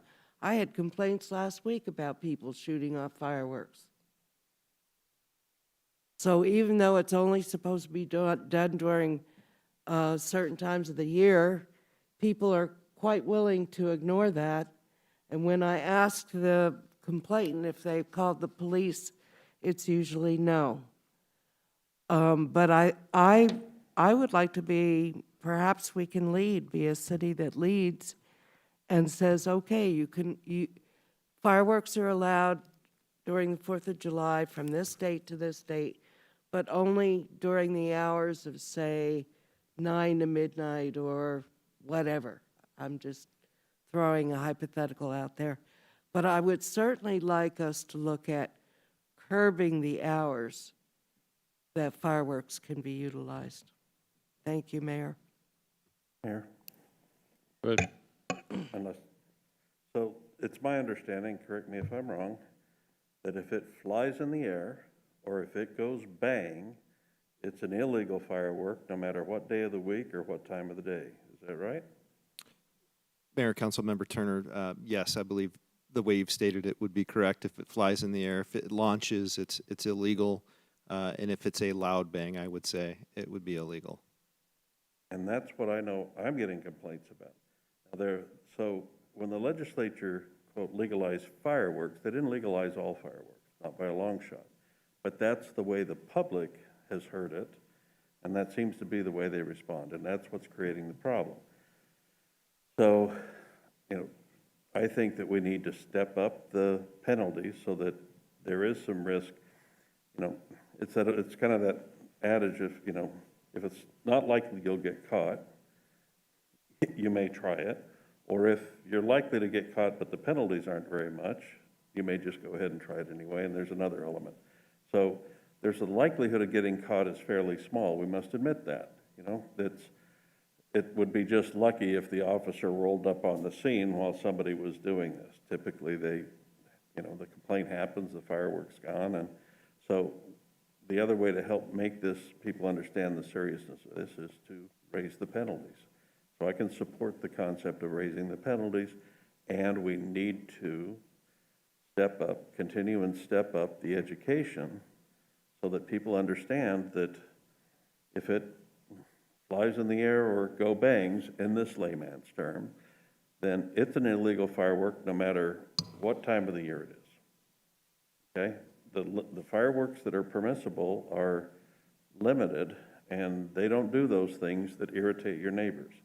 So I think we need to, adopt the stiffer penalties to help be a deterrent, and we also need to step up our education so that people clearly understand that just because it's the 4th of July doesn't mean you can shoot off pop bottle rockets or firecrackers or M80s or the big launchy things that go up in the air. That's not what the law says. Okay, thank you. Good. Thank you, Mayor. Mr. St. John, on slide 3, it says on the non-permissible dates, there were 189 calls resulted in community contact, and then on permissible dates, 121 calls resulted in community contact. Are they getting in contact with the person who's doing the fireworks or the person who's filing the complaint? Mayor, Councilmember Tom Malchoff, I believe the answer would be both, depending on the circumstances. I think sometimes people who call in the complaint want contact with the police. My understanding from these numbers from Chief Briggs, or the 189 would be a contact other than the complainant. So it would be someone suspected of using illegal fireworks or non-permissible fireworks. So that's kind of what I agree. I mean, I've gotten phone calls from constituents, you know, in the middle of the night on New Year's, which I'm like, who does that? But people are so angry and disturbed by the fireworks that they want something done, and I understand that. But I thought that it was difficult to actually catch somebody shooting off illegal fireworks. So that's would be my only concern is what level of evidence or proof that would you need? Because you just don't want somebody saying they're shooting off illegal fireworks, and then, I mean, you can't just go onto somebody's property and start looking for illegal fireworks. So how would it work, let's say, if I complained that Councilmember Clark was shooting off illegal fireworks and you drove up, and then what would happen? Mayor, Councilmember Tom Malchoff, typically what we would do on a call for service complaint is drive to the location, observe if we see illegal fireworks, try to determine who is actually launching the illegal firework, and then make contact with that individual. A lot of times our presence in a neighborhood becomes widely known before we're able to do much observing, and so it becomes increasingly difficult for the officer to actually identify the person using the illegal fireworks, which is why you don't see many offense reports generated. I guess I've got a couple different views on it.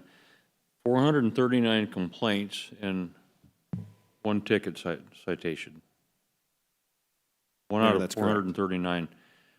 And you're telling us it's next to impossible to catch them. First of all, you probably got lots of other things going on, just doing your normal police activities. I just, to have a 600% increase on a fine when we've only had, by history, we've only had one time a person was caught. I don't think that does it. I think Councilmember Clark's idea, if we could legally do it, and that's the thing that I think you need to check into ARS, find out, because the state does specifically say certain dates. I don't think that they say certain times. And so if ARS says a certain date, that may preclude us from being able to have specific times. Possibly, I don't know, and I'd like you to check into that. But if it does, then we could certainly take action with our legislators and ask for specific bill to be imposed, and I think that's something that could pass rather easy. I think they'd get huge support. This isn't a Glendale problem. It's a problem everywhere across the state. But I do have a problem with the 600% increase when it's not a matter of writing somebody a citation for going down the road and it's only $25 and they keep doing it because it's not a big deal. We're not even catching the people. I don't think that really benefits. I don't think it does anything. I think it goes back again to education. I think that, you know, when they came out with was it the Amber Law as far as shooting the guns into the, you know, that's a very stiff penalty, very, very strict, and yet they keep doing it. They just keep doing it. Education, I think, is going to be our only salvation as far as trying to slow this down or stop it. Go ahead. Thank you, Mayor. If the last ticket you got was $25, it had to have been a long time ago. I think, I mean, are you looking at this from I believe that the fine is a deterrent. That's the way I would think it, that the fine acts as a deterrent and that it might give people pause before they actually start shooting. I mean, we're trying to get people to stop shooting the illegal fireworks. I mean, the time thing, if we're able to do that, that could be a separate issue for legal fireworks, but these are those illegal fireworks that, you know, create a lot of chaos in a neighborhood. They frighten people's pets. They're just, and they're illegal. So I think, at least maybe I'm assuming, but I think that this is the idea is that we make sure people are aware, we really ramp up our social media and, you know, try to let people know you could be subject to a $1,500 fine for this, and maybe they won't, it'll deter them from actually doing it. Mayor? Yeah, I agree. There has to be something that, that will effectively deter them from doing it, and that's a fine. Mr. St. John, I got a question for you, though, and if you mentioned it earlier when I was out, I apologize, but it is really difficult to pinpoint who it is. So, not saying this is the right way to go, but if you were to find the property owner of where that's happening, then that property owner's gonna say, yeah, no, don't do that here, get out of here, so probably not gonna happen. So is it better route to, if found on someone's premises, it's the property owner, not necessarily the visitor who brought them? Or both? Mayor, Councilmember Aldama, I'd have to look into the potential legal issues that would surround that. But I understand the comment, and I don't disagree. I think it would be much easier to do that. And if I can use this as an opportunity to talk about the plan moving forward, after January 1st of this past year, I personally took a number of phone calls and complaints about fireworks and the issues surrounding fireworks. I had conversation with the 2 council members, conversations with the chief of police. What we're trying to do is demonstrate the city's aggressive stance against illegal fireworks. So again, not talking about those fireworks that are allowed under state law on specific dates, but those fireworks that are illegal, and they're illegal 365 days a year. We do not allow them in the state of Arizona.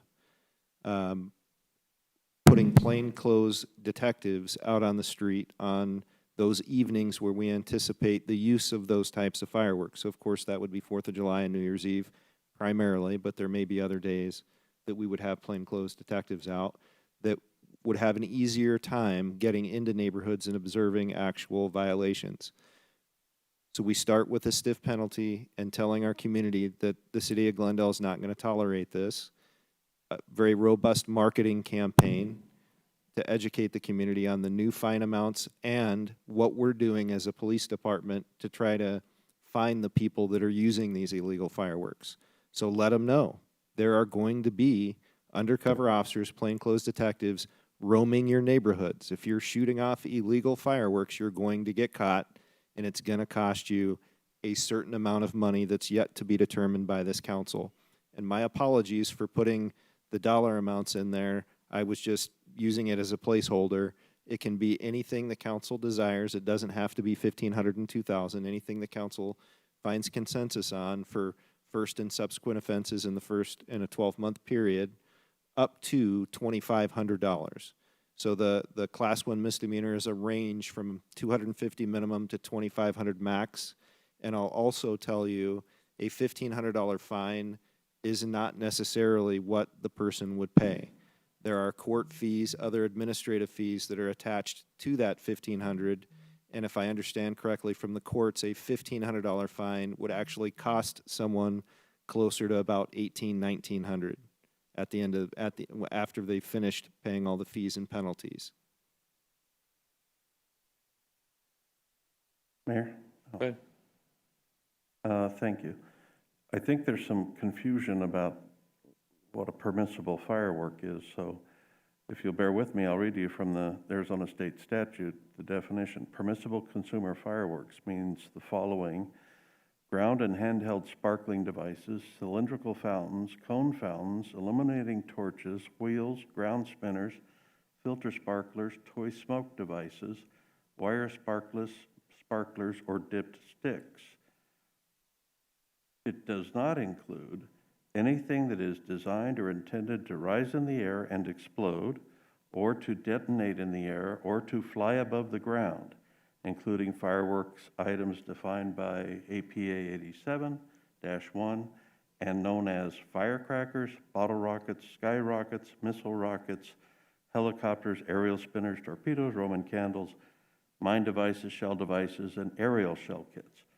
So all of those things that I just mentioned, well, the first things that I mentioned are permissible. All that stuff that is on the ground or handheld, sparklers, you know, the little smoky snakes and things like that. But the legal fireworks do not include firecrackers, bottle rockets, Roman candles, things that go bang or fly up in the air. So to say that we're not going to allow permissible consumer fireworks between 12:30 a.m. and 6 a.m. just means that you can't use a sparkler during that period of time. Because all this other stuff's illegal 24 hours a day anyway. The stuff that's irritating our neighbors and is scaring our animals is illegal anyway. So a time frame doesn't solve the problem. We need to do something else. I think a fine that's big enough to get people's attention, even if we very seldom have a chance to use it, is what we need to do. And we also then need to back it up with education so people understand. And I think the idea of if it is possible to hold the property owner responsible, that may help. We may be able to zero that down, but you still have the situation of the witnessing of it. But, and if we've only had a few hundred, quote, few hundred a year, that's probably not 1 in 10 or 20 or 100 of the people that have been irritated by this. It's a problem out there, and we're heading into the 4th of July season.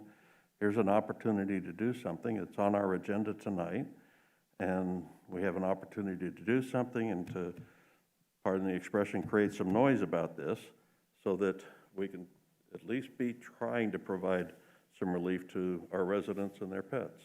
Thank you. Mayor? Go ahead. I support the increase, and I have no objection to the suggested 1,500 and 2,000, because this is a major problem, not just throughout the city, but throughout the valley. But I disagree on the issue of time. If we do adopt some kind of time restriction, people are not paying attention enough to realize that that time restriction only applies to sparklers. They're going to assume that time restriction applies to shooting off any fireworks. So I think there is value in pursuing a time restriction during the given periods of the year that the state allows them to be utilized. But I love the idea of some kind of task force, undercover, roaming neighborhoods, and doing some enhanced enforcement. I think that's a great approach, and I definitely support the humongous fines that we're about to impose. That's great, too. Mr. St. John, you said the court penalties could be $400+ on top of the actual fine itself, is that correct? Mayor, they're a percentage of the actual fine itself. So the higher the fine, the higher the Okay. dollar amount. All right, I wanted to clarify that. Okay, so you're looking for consensus for exactly what this minute? We have to come up with a dollar amount first, or? Mayor, that's correct. I'm looking for consensus to adopt the language change. Right now, it talks about any offense is a Class 1 misdemeanor and punishable not less than $275. I'm asking that we change and distinguish between first offense and subsequent offenses in a 12-month period, and that we set a fine amount that the court would then follow at council direction. And that fine amount, if the language is adopted, we would need to agree on the fine amounts. Mayor? Go ahead. Would it be possible to also add to this some of our education, for example, to require the vendors to sell in our city, they're required to have, maybe we print up a little card that lists the fines for illegal fireworks? Is that something that that we could put into this ordinance to add to the education aspect of it? Mayor, Vice Mayor, I know there are sign requirements for vendors under the ordinance as it stands today. I don't think it would be a problem requiring vendors to list the fine amounts on those signs. Okay, I would recommend that we add that to the requirements. Mayor, I have a question for Mr. St. John. Mr. St. John, when during 4th of July, a couple weeks in advance, maybe a month in advance, you see these tents being popped up where they sell the firework product. Does our staff inspect those for the appropriate fireworks that can be sold within our city? Is that happening or does not happen? Mayor, Councilmember Aldama, that is happening through the Fire Marshal's office. So inspectors are going to those tents and inspecting. Thank you. I think having the revision is great. I just don't believe the dollar amount is high enough.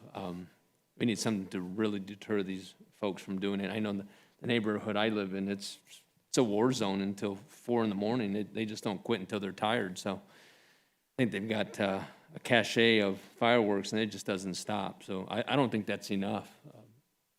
Okay, I'm going to ask another question, and I think we probably need to move on. What is the fine if somebody shoots a firearm off, the dollar value?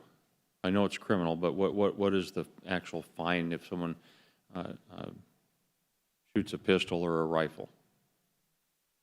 Mayor, I don't have an answer. That is a felony to fire a firearm into the air. It's actually a couple of different felonies in the city limits.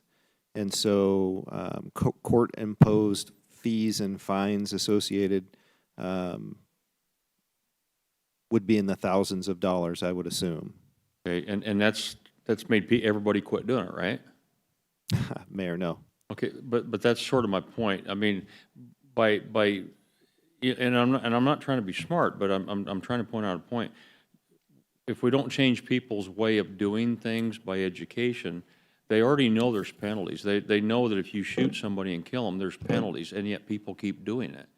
So, and I guess this is the age-old thing that we get into all the time. By increasing the fine is not going to stop it. The education, I think, is what's going to help more than anything. So I think that there's enough people that want this to happen, that want to increase the fees. I think it's going to move on. But I really don't believe that we're going to be successful in what we're hoping to accomplish by doing that. And that's my point. Mayor? Yeah, I think we need to do something. Maybe go out in the water bill. You're going to get fined all this large money amount so people understand it. But can't you actually, since the firework itself is illegal, instead of having to watch it launch off the driveway, you can cite them for having an illegal fireworks? Mayor, Vice Mayor, it's not against the, I'm sorry, Mayor, Councilmember Hugh, it's not against the law to possess these fireworks. It's against the law to sell them, and it's against the law to use them. Can we make it illegal in Glendale to possess them? Mayor, Councilmember Hugh, we can explore that, but again, I would have to look at the legality behind that. Okay, thank you. Mayor? I would disagree with you about the penalty. As a parent who raised boys who I'm not going to say anything. That The statute of limitations is run, oh, I'm that's sure. true. That was 20 years ago. So as a parent, if I knew that this was the law, I would darn make sure that my kids weren't firing off fireworks that were illegal, because it's going to come back to the parents. Even though, there are adults that also fire these off. I think a lot of it has to do with, is mostly the teenagers and whatnot. And I think that it is a deterrent to let them know that they shouldn't be doing that.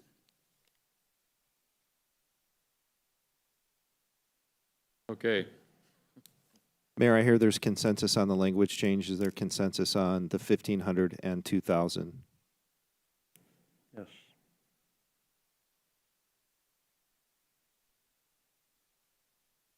Yes.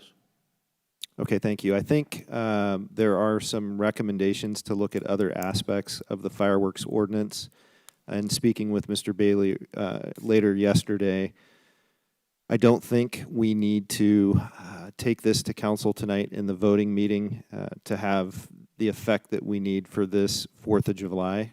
So I would recommend pulling the item from tonight, making those other revisions that have been discussed, bringing that back to council as a more complete ordinance change, and allowing for the marketing behind what we've discussed here today and agreed upon here today to continue through this 4th of July season. The new language is not contradictory to the old language. It better defines, and it sets an established fine amount that the court can follow at council direction based on the workshop meeting. And so we don't need it necessarily to be in the ordinance for this 4th of July. And what I've heard today is there are other aspects of the ordinance that you'd like staff to look at and make adjustments to. And so I would recommend, again, pulling the item from tonight's voting meeting and allowing staff to do a little more work to bring it back after summer break. Okay. All right, that was item number 7. City Manager's Report. Mr. Phelps. Mayor, members of the council, just real quickly wanted to update you on the progress we're making with the Rose Lane pool. If you recall, we've had to shut the pool down due to severe leaks. And so thus far, the contractor has drilled almost 200 holes to the depth of about 12 to 13 feet to help stabilize the ground underneath. Almost 71,000 pounds of concrete have been used, and we're only about 40% through the project, still shooting for a July 31st completion date. Staff went ahead and is now seeking some proposals to go ahead and to resurface the pools while they're since they're not in use, and also to do some of the painting of some of the equipment that's out there. So when we do get it reopened up, it should look nice and fresh and be ready to go. But that's my report. Thank you. City Attorney's Report. Nothing, thank you. Thank you. Council item special interest. Council members, you have the opportunity to indicate topics you'd like to have discussed by the council at a future workshop. Mr. Aldama. None at this time. Thank you. Councilmember Clerk.